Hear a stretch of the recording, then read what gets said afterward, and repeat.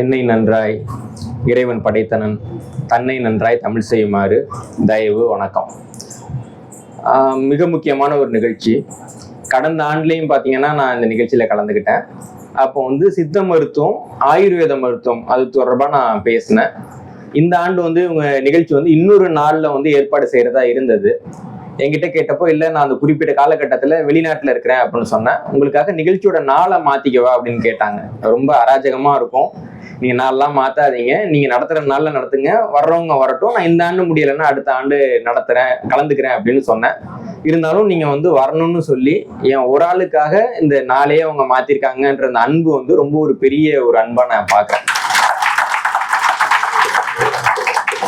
இதுல இன்னொரு சிக்கல் என்னன்னா, அவங்க இந்த ஆண்டு நாங்க பேசுறதா, அதாவது போன ஆண்டு நிகழ்ச்சி முடிகிறப்பயே நம்ம சித்த மருத்துவத்தை பத்தி பேசிட்டோம், ஆயுர்வேத மருத்துவத்தை பத்தி பேசிட்டோம்.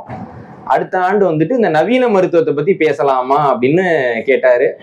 அது ஏறத்தாழ தலைகீழா குதிக்கலாமா, நேரடியா குதிக்கலாமான்ற மாதிரியான ஒரு தலைப்பு. அது அடுத்த ஆண்டு பேசலாம்னு சொல்லியிருந்தேன். இந்த ஆண்டு பேசலான்னு ஒரு நிம்மதியில இருந்தா அந்த நிம்மதி இப்ப இல்லை. அதான் உண்மை. ஏன்னா உங்களுக்கு தமிழ்நாட்டில் இருக்க நிலவரம் தெரியும். யார் யாரெல்லாம் உண்மையா பேசுறாங்களோ அவங்க மேலெல்லாம் வழக்க போட்டுறதுன்ற ஒரு முறையை ரொம்ப ஆண்டு காலமா நம்ம பார்த்துக்கிட்டே இருக்கிறோம். அப்ப இதை பத்தி பேசுறதா இல்லையா? இன்னொன்னு நம்ம கிட்ட கெட்ட பழக்கம் என்னன்னா, ஒரு தலைப்பு எடுத்துட்டா அதுல இருக்க உண்மையை பேசி தொலைச்சிடும். அது வேற சில பேருக்கு ஆகாது இல்லைங்களா? இதுல கூட யாரு பேச போறாங்க அப்படின்னு பாத்தீங்கன்னா, அதாவது A1 A2 A3க்கு யாரை கூப்பிட்டுருக்காங்கன்னு பாத்தீங்கன்னா, வழக்கம் போல சகோதரர் பாரிசாலன் அவர்களை கூப்பிட்டுருக்காங்க. உள்ள ஐயா மணியரசன் அவர்கள் இருக்கிறாங்க, ஐயா மூங்கிலடிகள் ஐயா இருக்கிறாங்க. மொத்தத்துல இன்னைக்கு ஒரு சம்பவத்தை பண்றதுன்னு முடிவு பண்ணிட்டோம். பண்றதை சிறப்பா பண்ணிடுவோம் அப்படின்ட்டு. இந்த தலைப்புல பொதுவா பாத்தீங்கன்னா, ஆங்கில மருத்துவம்னா சிறந்ததும்பாங்க, அலோபதி மருந்துல அது இருக்கு இது இருக்கும்பாங்க. இந்த மாதிரி ஒரு மருத்துவ முறையே இல்லைன்னுலாம் பேசுவாங்க.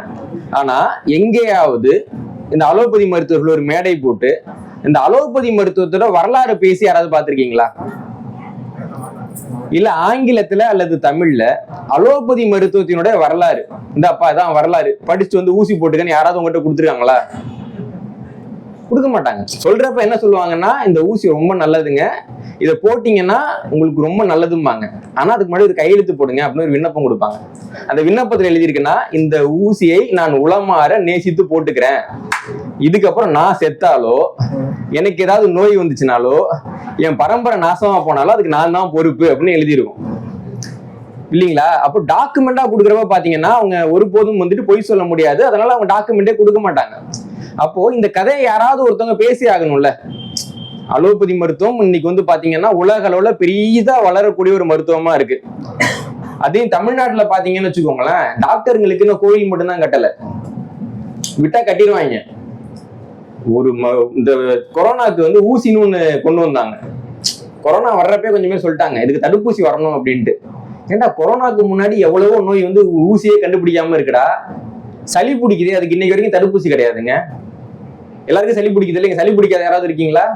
ஒரு தடுப்பூசி கண்டுபிடிச்சு குத்திட்டு நாளைல இருந்து சளி பிடிக்கான்னு சொல்ல வேண்டியதானே? கிடையாது.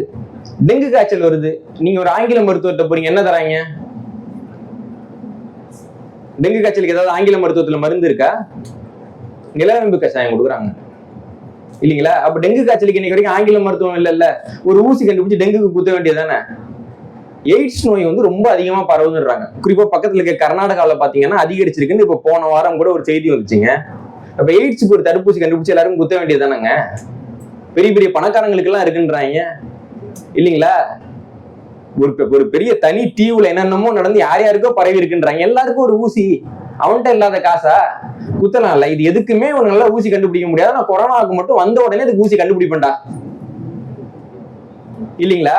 அதையும் நம்ம மக்கள் நம்பி ஒரு 65 வயசு ஆளு இந்த ஊசி நல்லா இருக்குன்ட்டு 10 ஊசிக்கு மேல போட்டிருக்காருங்க. ஒரு ஜெர்மன்காரன் 200 ஊசிக்கு மேல போட்டிருக்கான். அதான் கின்னஸ் ரெக்கார்டு. என்னன்னா ஊசி போட்டா நல்லா இருக்குங்க, இன்னும் 2 போடுங்க அப்படின்னு போட்டிருக்கிறான். அப்போ அந்த ஊசி மாத்திரனாலே அப்படியே காதலாகி கசிந்து கண்ணீர் மல்கி அதை சாப்பிடக்கூடிய ஒரு அறிவு கெட்ட கூட்டத்தை உருவாக்கி வச்சிருக்கிறாங்க. எங்க ஊர்ல இது உண்மையிலேயே நடந்தது. ஒருத்தவங்களுக்கு நோய் அது குணமாகும்னு சொல்லி மாத்திரை வாங்கியிருக்கிறாங்க. அந்த காலகட்டத்தில் நான் சொல்றது 10 ஆண்டுக்கு முன்னாடி 2000 ரூபாய்க்கு மாத்திரை வாங்கிட்டாங்க. டாக்டர் வந்து கேட்டிருக்கிறாங்க, இவங்க எதுக்கு இந்த மாத்திரை எல்லாம் கொடுக்குறீங்கன்றப்போ, உங்களுக்கு நோய் வந்துட்டுன்னு சொன்னா அவங்க கொஞ்சம் வருத்தப்படுவாங்களேன்னு டாக்டர் சொல்லியிருக்காருன்னா, இதெல்லாம் சத்து மாத்திரைங்க, இதெல்லாம் சாப்பிட்டீங்கன்னா ரொம்ப சத்தா இருக்குன்னு சொல்லியிருக்காங்க. ஒரு நாள் அவங்க பையன் வந்துட்டு உனக்கு குணமாயிட்டுமா, தலைவலி குணமாயிட்டு, அப்புறம் தலைவலி மாத்திரை எதுக்குன்னு வேணான்றப்ப அந்த அம்மா என்ன பண்றாங்கன்னா அந்த மாத்திரை எல்லாம் எடுத்து ஒழிச்சு வச்சுக்கிறாங்க. ஒழிச்சு வச்சுட்டு டெய்லி 2 சத்து மாத்திரை சாப்பிடுறாங்க.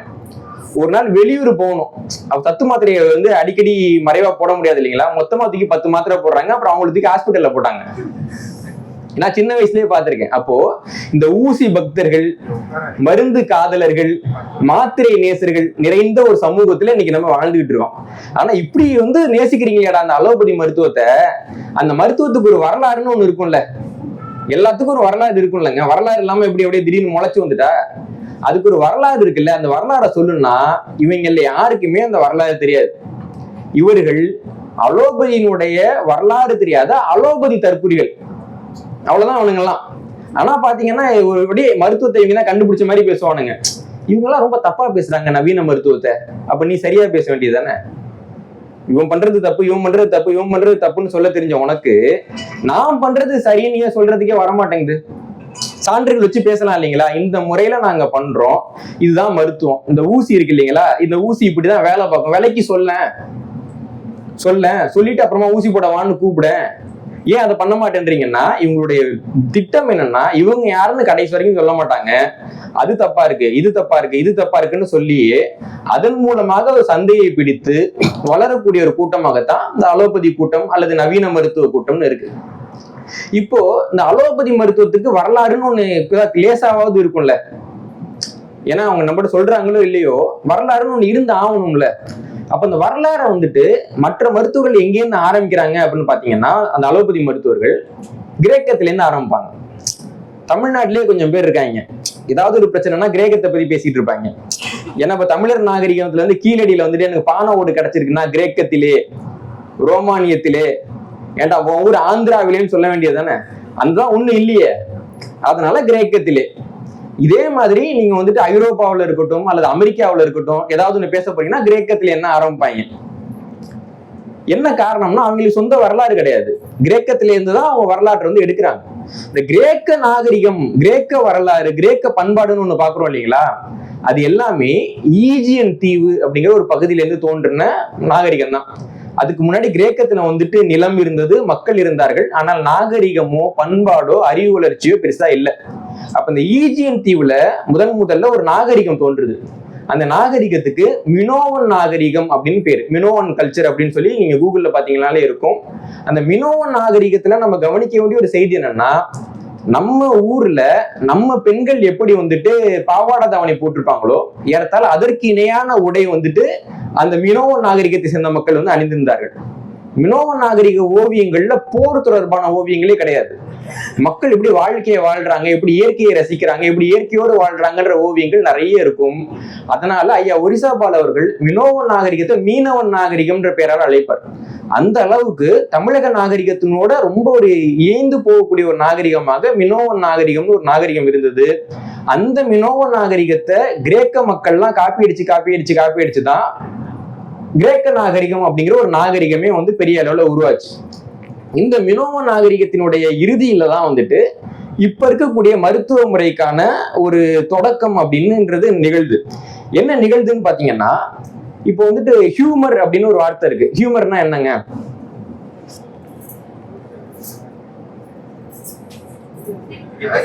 நகைச்சுவை அப்படின்னு இன்னைக்கு நம்ம சொல்றோம். ஆனா ஒரு காலகட்டத்தில் ஹியூமர்னா நகைச்சுவை கிடையாது. கிரேக்க மொழியில ஹியூமர் அப்படின்னா சாறு அப்படின்னு அர்த்தம். பழச்சாறு அப்படின்னு சொல்றோம் இல்லைங்களா, ஜூஸ்ன்னு சொல்றோம் இல்லைங்களா, ஜூஸுக்கு இணையான ஒரு கிரேக்க சொல் தான் ஹியூமர். இப்போ அந்த கிரேக்க நாகரிகத்துக்கும் தமிழக நாகரிகத்துக்கும் ஒரு தொடர்பு இருக்கும்னு பார்த்தோம் இல்லைங்களா. இப்ப தமிழர் நாகரிகத்துல சித்த மருத்துவத்தை வந்து எப்படி அடிப்படையில பிரிப்போம்? ஒரு மனுஷர் வர்றாரு, அவரை என்னன்னு பிரிச்சு நம்ம மருத்துவம் பார்க்க ஆரம்பிப்போம்.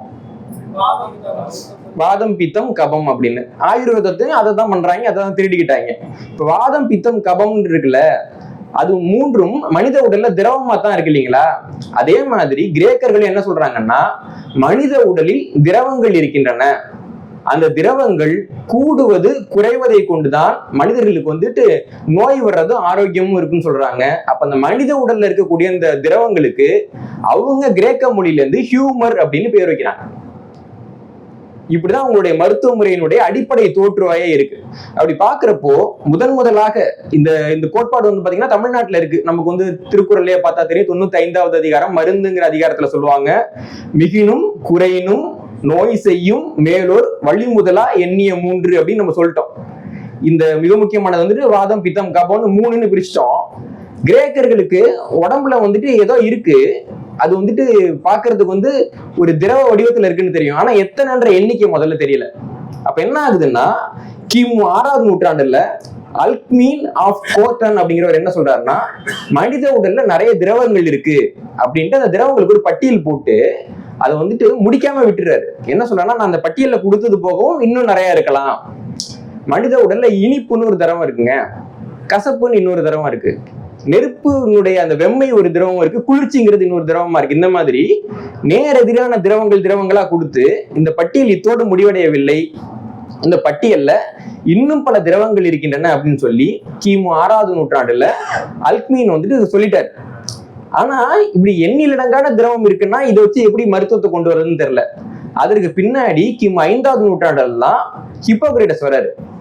இந்த ஹிப்போக்ரேட்டஸ் யாருன்னு பாத்தீங்கன்னா, இப்ப மருத்துவ உறுதிமொழின்னு ஒண்ணு சொல்லுவாங்கல்ல, மருத்துவர்கள்லாம் வந்துட்டு அவங்களுடைய பதவி இருக்கிறப்போ ஒரு உறுதிமொழி எடுத்துப்பாங்க. அதாவது வந்துட்டு நோயாளிகளுடைய தனிப்பட்ட ரகசியங்களை பகிர்ந்துக்க மாட்டேன், அவங்களுக்கு வந்து உயிருக்கு நான் வந்து ரொம்ப முக்கியத்துவம் கொடுப்பேன் உறுதிமொழி எடுத்துப்பாங்க. அந்த உறுதிமொழிக்கு பேரே ஹிப்போக்ரேட்டஸ் உறுதிமொழி தான். ஏன்னா இவர் தான் அந்த உறுதிமொழியை முதலாக வகுத்தார் என்று பெரிய அளவுல நம்பப்படுது. கிரேக்கத்தை பொறுத்த வரைக்கும் முதல் பெரிய ஒரு மருத்துவர் அப்படின்னு சொல்லி ஹிப்போக்ரேட்டஸ் அவர்களை சொல்லலாம்.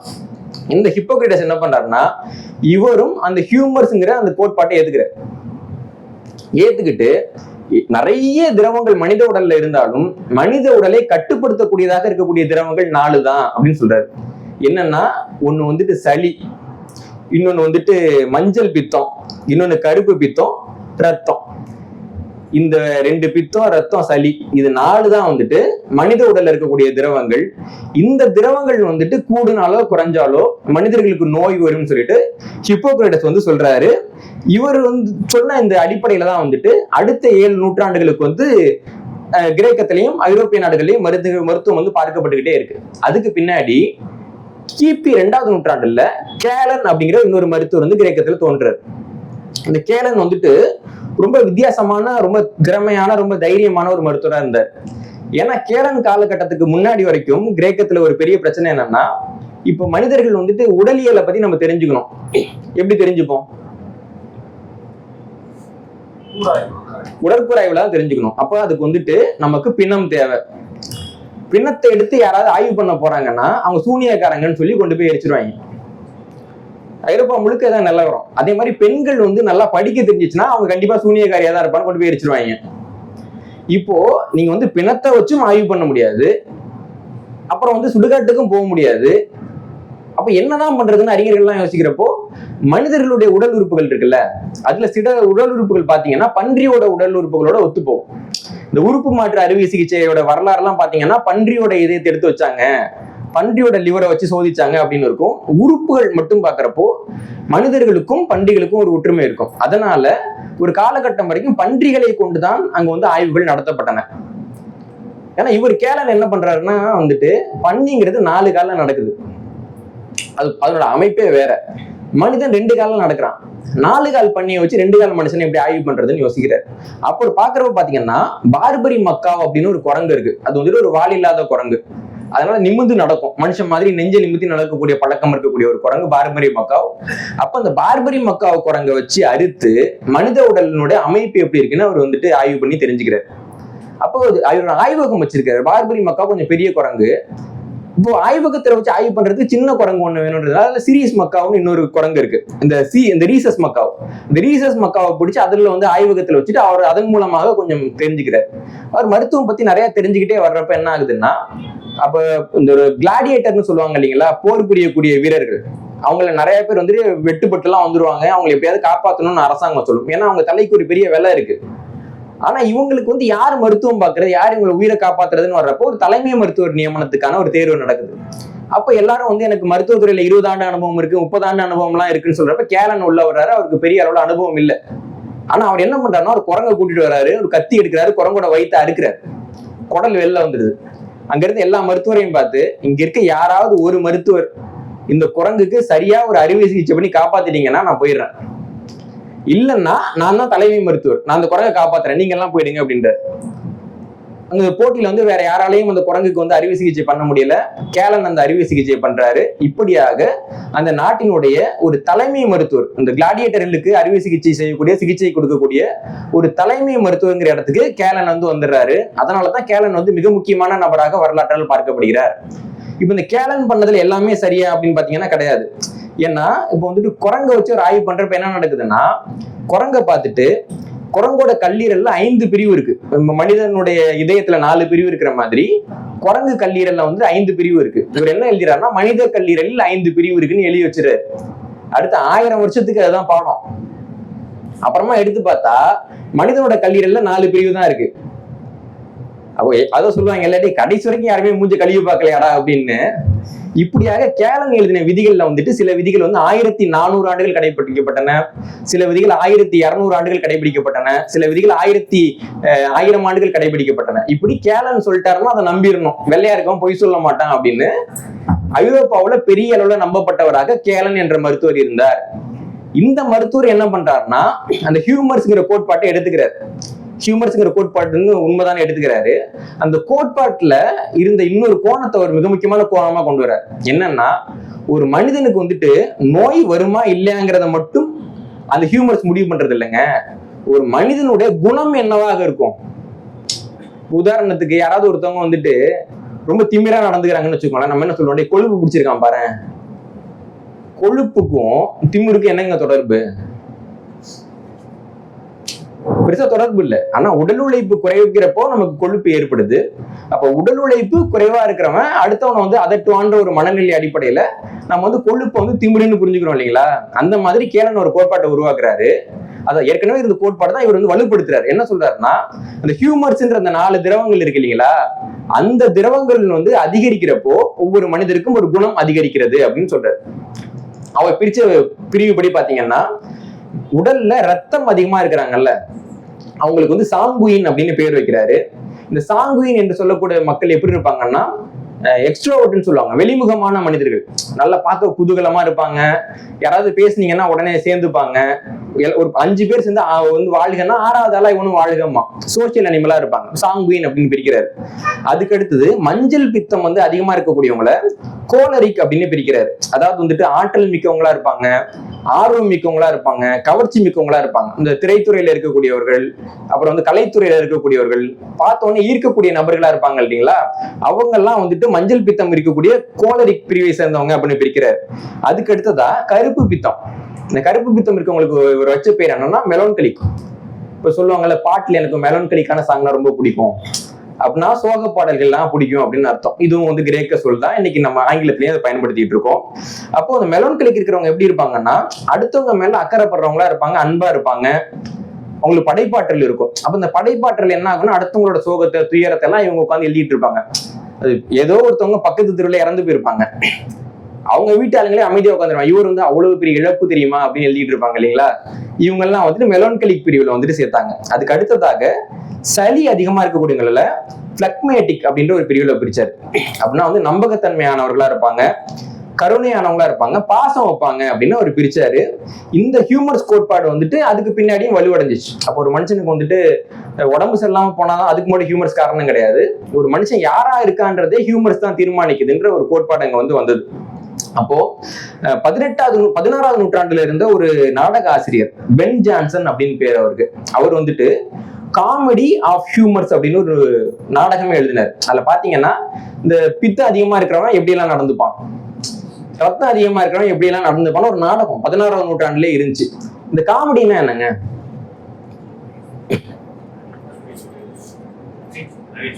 அதையும் இப்ப நகைச்சுவை தான் நம்ம புரிஞ்சுக்கிறோம். இப்ப நாடகங்கள் இருக்குல்ல, நாடகங்கள்ல வந்துட்டு இன்பவியல் நாடகம், துன்பவியல் நாடகம்னு 2ஆ பிரிப்பாங்க. சீனாவுல பெரும்பாலான நாடகங்கள் வந்து துன்பவியல் நாடகங்கள், கடைசியில பாத்தீங்கன்னா எல்லாம் முடிஞ்சு போறப்போ சீனா படம்லாம் பாத்தீங்கன்னா கடைசியா வந்து கதாநாயகன் யாராவது டக்குன்னு சுட்டுருவாங்க, இல்ல கதாநாயகி மேல அம்பு பாஞ்சு 2 பேர் செத்து போயிடுவாங்க. சீனாலக்கெல்லாம் ஆஹா எவ்வளவு நல்லா இருக்குன்னு கை தட்டுவாங்க. ஏன்னா சீன நாடக மரபுன்றது பாத்தீங்கன்னா துன்பவியல் நாடகமாவே வரும். தமிழ்ல நல்லதங்கால் கதை தான் ஒரே பெரிய துன்பவியல் கதை. மத்த எல்லாமே நமக்கு சுபமா முடிச்சுச்சுன்னா தான் நம்ம கதை ஒத்துப்போம். வசந்த மாளிகைன்னு ஒரு படம் எடுத்தாங்க, நம்ம எல்லாம் ஓட விட்டோமா, அது எப்படி கதாநாயகன் சாகலான்னு தியேட்டர் கிழிச்சானுங்க. அப்புறம் வேற வழி இல்லாம ஒரு டாக்டர் வராரு, கதாநாயகனை பொழைச்சிட்டாருன்னா அதே படம் 150 நாள் ஓடிச்சு. அப்போ நம்ம ஊருக்கு என்னன்னா இந்த இன்பவியல் முடிவு தான் பிடிக்கும், துன்பவியல் முடிவு பிடிக்காது, நம்ம இயல்பு. அப்போ நாடகம் எழுதுறப்போ இந்த இன்பவியல் முடிவோட முடியக்கூடிய நாடகங்கள் இருக்கு இல்லைங்களா, அந்த நாடகங்களுக்கு காமெடி அப்படின்னு பேரு. இன்பம் காமெடி அப்படின்றது காலப்போக்குல நகைச்சுவை காமெடின்னு மாறிடுச்சு. ஆக மொத்தத்துல பாத்தீங்கன்னா ஹியூமர்ஸ் அப்படின்னாலும் காமெடி கிடையாது, காமெடினாலும் காமெடி கிடையாது. ஆனா காலப்போக்குல மொழி எல்லாம் இருக்கக்கூடிய சிக்கல்கள் இதெல்லாம் அப்படியே பின்னாடி வந்து மாறி வந்துச்சுன்னு நம்ம பாக்குறோம். அப்படியாக இவர் இந்த உருவாக்குனாரு. இப்ப நமக்கு ஒரு கேள்வி வருது, 4 திரவம் இருக்குங்க, அந்த 4 திரவத்தால ஒருத்தவனுக்கு குணாதிசயம் இப்படிதான் இருக்குன்னா நம்ம குணத்தை போய் மாத்த முடியுமா? மாத்த முடியாது. ஆனா இந்த 4 திரவத்துல ஏதோ ஒண்ணு அதிகரிச்சு நோய் வருது இல்ல, அப்போ நோயை மாத்தணும்னா என்ன பண்றதுன்றப்போ 2 விதமா அவங்க சொல்றாங்க. ஒண்ணு, அதற்கு எதிரான திரவத்தை செலுத்துறது, அப்ப அது சமநிலைக்கு வரும். இல்லாட்டி எந்த திரவம் அதிகமா இருக்குதோ அதை குறைக்கிறது அப்படின்றாங்க. இப்போ எந்த திரவம் அதிகரிச்சிருக்கு எந்த திரவம் குறைச்சலா இருக்குன்றது எப்படி கண்டுபிடிக்கிறதுன்றப்போ அதுக்கு அவங்க ஃபார்முலா சொல்றாங்க. என்ன சொல்றாங்கன்னா, மனிதனுடைய இந்த உடல் வெப்பநிலையையும் தோல் எப்படி இருக்குன்றதையும் வச்சு அவங்களுக்கு வந்து எந்த திரவம் அப்ப அதிகரிச்சிருக்குன்னு கண்டுபிடிக்கலாம் அப்படின்ற ஒரு சூத்திரத்தை வந்துட்டு சொல்றாங்க. அந்த சூத்திரம் பாத்தீங்கன்னா, மனித உடல் வெப்பமா இருக்கு, அதே சமயம் அதுல ஈரப்பதமாவும் இருக்கு. வெப்பமா இருக்கு ஈரப்பதமாவும் இருக்கு அப்படின்னா அதுக்கு வந்து ரத்த அதிகரிப்பு தான் காரணம் அப்படின்றாங்க. மனித உடல் குளிர்ச்சியா இருக்கு ஈரப்பதமாவும் இருக்குன்னா அதுக்கு வந்துட்டு சளிதான் காரணம் அப்படின்றாங்க. மனித உடல் சூடா இருக்கு வறண்டு போயிருக்குன்னா அதுக்கு வந்துட்டு மஞ்சள் பித்த அதிகரிப்பு காரணம்ன்றாங்க. மனித உடல் குளிர்ச்சியா இருக்கு வறண்டு இருக்கு அப்படின்னா அதுக்கு கருப்பு பித்த அதிகரிப்பு தான் காரணம் அப்படின்றாங்க. அப்புறம் ரத்தத்துக்கு கருப்பு பித்தம் எதிரானதுன்றாங்க, சளிக்கு மஞ்சள் பித்தம் எதிரானதுன்றாங்க. அப்போ ஒண்ணு வந்து இன்னொன்னு வச்சு கட்டுப்படுத்த முடியும் அப்படின்னு பிரிக்கிறாங்க. இப்படியாகத்தான் வந்து நோயினுடைய சிகிச்சைங்கிறது கேளங்காலம் வரைக்கும் இருந்தது. இதுல என்ன சிக்கல்னா, இப்போ ஒரு நபர் இருக்கிறாரு, அவருக்கு வந்துட்டு சளி பிடிச்சி கொஞ்சம் பிரச்சனை ஆகுதுன்னு வச்சுக்கோங்களேன், ஒரு காய்ச்சல் மாதிரி இருக்குன்னு வச்சுக்கோங்களேன். அப்போ காய்ச்சல் வந்தவங்களுக்கு வந்துட்டு உடல் எப்படி இருக்கும்? சூடா இருக்கும். அப்ப தொட்டு பாத்தீங்கன்னா உடம்பு வந்து வறண்டு இருக்குமா இல்ல ஈரப்பதமா இருக்குமா? அப்போ ஒரு மனுஷனுக்கு வந்து உடல் வெப்பமா இருந்து ஈரப்பதமாக இருந்துச்சுன்னா இவங்களுடைய விதிமுறைப்படி அதுக்கு காரணம் ரத்த அதிகரிப்பு. சில மருத்துவர்கள் என்ன பண்ணாங்கன்னா ரத்தத்தை வந்துட்டு கருப்பு பித்தத்தை வச்சு சரி பண்ணலாம் அப்படின்னு பண்ணாங்க. சில மருத்துவர்கள் வந்து ஷார்ட்கட் யோசிப்பாங்கல்ல, நம்ம ஊர்லயே கைராசி டாக்டர்னு சில பேர் இருப்பாங்க. நான் போனேங்க ஒரு மாத்திரை கொடுத்தாரு அப்படியே குணமாயிட்டுங்க, ரொம்ப நல்ல டாக்டர்பாங்க. அவங்கதான் மோசமான டாக்டர். ஏன்னா ஒரு நல்ல மருத்துவர் என்ன பண்ணணும்னா, நீங்க போறப்போ உங்களுடைய உடம்புல இருக்கக்கூடிய நோய் எதிர்ப்பு சக்தியை தூண்ட முடியுமான்னு முதல்ல பார்க்கணும். ஒரு நாளைக்கு வாங்க, அப்பயும் உங்களுக்கு காய்ச்சல் இருந்துச்சுன்னா நான் மருந்து தரேன்னு சொல்றான் பாத்தீங்களா, அவன் நல்ல டாக்டர். இல்லைங்க, நோய் எதிர்ப்பு சக்தியை தூண்ட முடியலன்னா குறைச்சலா மருந்து, அளவு ரொம்ப குறைச்சலா ஒரு மருந்து கொடுத்து இதை போடுங்க 2 நாளுக்கு போடுங்க, ஏன்னா நீங்க முழு மாத்திரை போட்டீங்கன்னா வயிறு வந்து சைடு எஃபெக்ட்லாம் வரும்னு சொல்றாங்க இல்லைங்களா, அவங்க நல்ல டாக்டர். இதெல்லாம் நடக்கலன்றப்போ 3ஆவது நாள் வந்துட்டு ஒரு முழு அளவுல ஒரு மனிதனுக்கு எவ்வளவு கொடுக்கணும்னு ஒரு அளவு இருக்கு, அந்த அளவுக்கு மருந்து கொடுத்து போட சொன்னாங்கன்னா அவர் வழி இல்லாம போட சொல்றாருன்னு அர்த்தம். ஆனா இப்ப இருக்கிற கைராசி டாக்டர் எல்லாம் என்ன பண்ணுவாங்கன்னா, போன உடனே 3ஆவதா போட வேண்டிய மாத்திரையை கொடுத்துட்டு 4ஆவதா கொடுக்க வேண்டிய ஊசியை குத்திடுவாங்க. குத்துனா உடம்பு என்ன ஆகும்னா நம்ம கரப்பாம்பூச்சிக்கு கரண்ட் ஷாக் வச்ச மாதிரி ஆயிடும். அப்படி நின்றுட்டு இருப்பாங்க, நான் ஓடணும், நல்லாயிட்டே அப்படிம்பாங்க. ஆனா இதே மாதிரி ஒரு 10 தடவை 15 தடவை பண்ணீங்கன்னா இந்த மருந்து உங்க உடம்பு ஏத்துக்காது. இந்த மருந்து உங்க உடம்பு ஏற்கனவே பாத்துருச்சு. நம்ம வீட்டுல கரப்பாம்பூச்சிக்கு ஒரு மருந்து அடிக்கிறோம்ல, அதே வந்து கரப்பாம்பூச்சிக்கு இப்போ வந்து கேட்க மாட்டேன்னுங்க, அந்த மருந்து டப்பா மேலே ஏறி ஓடும், பாத்திருக்கீங்களா? அப்போ ஒரு கரப்பாம்பூச்சியே ஒரு மருந்து, இத்தனோடு கரப்பாம்பூச்சியே ஒரு மருந்து வந்துட்டு ரொம்ப நாளைக்கு கட்டுப்படுத்த முடியாதுன்னா இவ்வளவு பெரிய கரப்பாம்பூச்சி நம்ம இருக்கோம், இத்தனோண்டு மாத்திரை எத்தனை தடவை கட்டுப்படுத்துன்னு நினைக்கிறீங்க? அப்ப நல்ல மருத்துவர்னா கூடுமான வரைக்கும் மருந்தை தவிர்க்க பார்ப்பவர்கள் தான் நல்ல மருத்துவர்கள். ஆனா நம்ம என்னன்னு புரிஞ்சுக்கிறோம், நான் போனேன் எனக்கு உடனே சரியா போச்சு. இப்போ பக்க விளைவுலாம் யார் ராஜா சமாளிப்பாங்க? நீங்க வந்துட்டு சில பேர் வந்துட்டு கொஞ்சம் ஜுரம் அடிக்குதுன்னு மாத்திரை போடுவாங்க, போட்டோன்னா வாய் வெந்து போதா இல்லையா, வயிறு வெந்து போதா இல்லையா, ஒரு வாரத்துக்கு ஒழுங்கா சாப்பிட முடியாம சுத்திட்டு இருக்கோமா இல்லையா? சில மாத்திரையை போட்டு நல்லா இருக்கும், ஆனா நைட் தூக்கம் வராது. எனக்கு தூக்கமே வரல அப்படின்னு இருப்பாங்க. இந்த மாதிரி பக்க விளைவுகள் நிறைய இருக்குல்ல. அப்ப இதெல்லாம் வருது இல்ல, இதுக்கு யாராவது டாக்டர் சொல்லியிருக்காங்களா, இருக்கு அவர் கொடுத்த மருந்து பக்க விளைவு வந்துட்டுங்க மோசமான டாக்டர்னு சொல்ல மாட்டோம். ஏன்னா நமக்கு இருக்கக்கூடிய அந்த அறிவு அப்படிதான். இப்படியாக கிரேக்கர்கள் காலத்திலையும் சில டாக்டர்கள் இருந்தாங்க, ரொம்ப நல்ல டாக்டர்கள். அவங்களுக்கு என்ன சந்தேகம்னா, ரத்தம் அதிகரிச்சு தானே ஒருத்தவனுக்கு காய்ச்சல் வருது, இதுக்கு எதுக்கு நம்ம கருப்பு பித்தத்தை கொடுத்து அதிகரிச்சுட்டு குணப்படுத்திக்கிட்டு ரத்தத்தை வெளியேற்றுவோம். கிரேக்கத்துல நடந்ததுங்க, அறுத்து ரத்தத்தை வெளியேற்றுவாங்க, அப்ப ரத்தம் குறைஞ்சி காய்ச்சல் குறையும் அப்படின்னு அவங்க நினைச்சாங்க. அதுல எவ்வளவு பேர் பொழைச்சாங்கன்னு நம்ம கிட்ட இன்னைக்கு ரெக்கார்ட் கிடையாது. இப்படியாகத்தான் இந்த மருத்துவ முறை அப்படிங்கிறது வந்துட்டு இயங்க ஆரம்பிச்சது. இப்போ வந்து சித்த மருத்துவத்திலையும் நமக்கு சில முறைகள் இருக்கு. இந்த ரத்தத்தை வந்து வெளியேற்றத்துக்கு ஒரு முறைகள் இருக்கு. அதே மாதிரியா பாத்தீங்கன்னா வந்து பேதி கொடுக்கறதுன்னு ஒரு முறை இருக்கு, வேர்க்க வைக்கிறதுன்னு ஒரு முறைகள் இருக்கு. இதே முறைகள் ஆயுர்வேதத்திலையும் இருக்கு. இந்த முறைகள் தான் பெரிய அளவுல இந்த மருத்துவத்திலையும் பின்பற்றப்பட்டது, கிரேக்க மருத்துவத்திலையும். அப்போ 16வது நூற்றாண்டுல பாக்குறப்போ பாத்தீங்கன்னா இந்த மருத்துவத்தை யாராவது எடுத்துக்கணும்னா ஒரு பெரிய தைரியத்தோட தான் போகணும். இப்ப நம்ம எல்லாம் ஊசியை பார்த்தாலே பயப்படுறோம் இல்லைங்களா, பெரும்பாலானவங்களுக்கு இந்த பயம் இருக்கும், ஏன் நாங்க எதுக்கு குத்திட்டு அப்படிமோ. ஆனா இவ்வளவு பெரிய கத்தி எடுத்துட்டு வருவாங்க, பக்கத்திலேயே உட்காந்து சாணம் தீட்டுவாங்க, அதை அறுக்க போறோம்னு சாணம் தீட்டி அப்புறமா அதை வந்து சுடுதண்ணிக்குள்ளேயோ ஆல்கஹால்லையோ விட்டு ஆட்டிட்டு கொஞ்சம் மேல பார்த்து படுங்க வலிக்காதுன்றப்ப எப்ப இருக்குன்னு யோசிச்சு பாருங்க. அப்போ இந்த போருக்கு போற வீரர்கள்லாம் இருப்பாங்கல்ல, அவங்களுக்கு எல்லாம் வேற வழி கிடையாது, பயம் இருந்தாலும் மறைச்சிட்டு அதை பாத்துக்கணும். சில பேர் இருக்கப்போ இந்த கத்திக்கு பதிலா நான் செத்துறேங்க பரவாயில்ல அப்படின்னு போவாங்க இல்லைங்களா, இதுவும் நடக்கும். அதனால இந்த மருத்துவ முறை வந்து 16வது நூற்றாண்டுல ஹீரோயிக் மெடிசன், வீர மருத்துவங்கிற பேர்ல தான் அறியப்பட்டது. அதுக்கப்புறம் பாத்தீங்கன்னா 17வது நூற்றாண்டு 18வது நூற்றாண்டு இந்த காலகட்டத்திலாம் பாத்தீங்கன்னா வீர மருத்துவ யுகம் அப்படின்னு சொல்லுவாங்க. இந்த 18வது நூற்றாண்டு வரைக்கும் இந்த கிரேக்க மருத்துவத்துக்கு பெயரே வந்து பாத்தீங்கன்னா வீர மருத்துவம், ஹீரோயிக் மெடிசன்ங்கிற பேர்ல தான் இருந்துச்சு. இப்படி இருக்கிறப்போ இந்த வீர மருத்துவம்னு அழைக்கப்பட்ட ஒரு மருத்துவம், அதாவது தைரியமா போனாதான் அப்படின்னு அழைக்கப்பட்ட ஒரு மருத்துவம் எப்படிங்க அலோபதி மருத்துவமா மாறிச்சு? ஒரு கேள்வி வருது இல்லைங்களா. என்னன்னா, ஹோமியோபதி அப்படின்ற ஒரு மருத்துவம் கிபி 1796வது ஆண்டுல சாமுவேல் ஹானிமன் அப்படிங்கிற ஒரு மருத்துவரால கண்டறியப்பட்டது. இதுக்கு முன்னாடி இருக்கக்கூடிய மருத்துவ முறையில என்ன சொல்லுவாங்க அப்படின்னா, எதிரானதை சரி செய்யும். இப்ப உங்க கூட பேசினாங்க இல்லைங்களா, நோயை மறுப்பதுதான் மருந்து, நோய்க்கு எதிராக நம்ம மருந்து கொடுக்குறோம். இதுதான் வந்து பாத்தீங்கன்னா சித்த மருத்துவம், இதுதான் ஆயுர்வேத மருத்துவம், இதுதான் ஹீரோயிக் மருத்துவம். ஆனா சாமுவேல் ஹானிமன் என்ன சொன்னார் அப்படின்னா, அப்படி கிடையாதுங்க.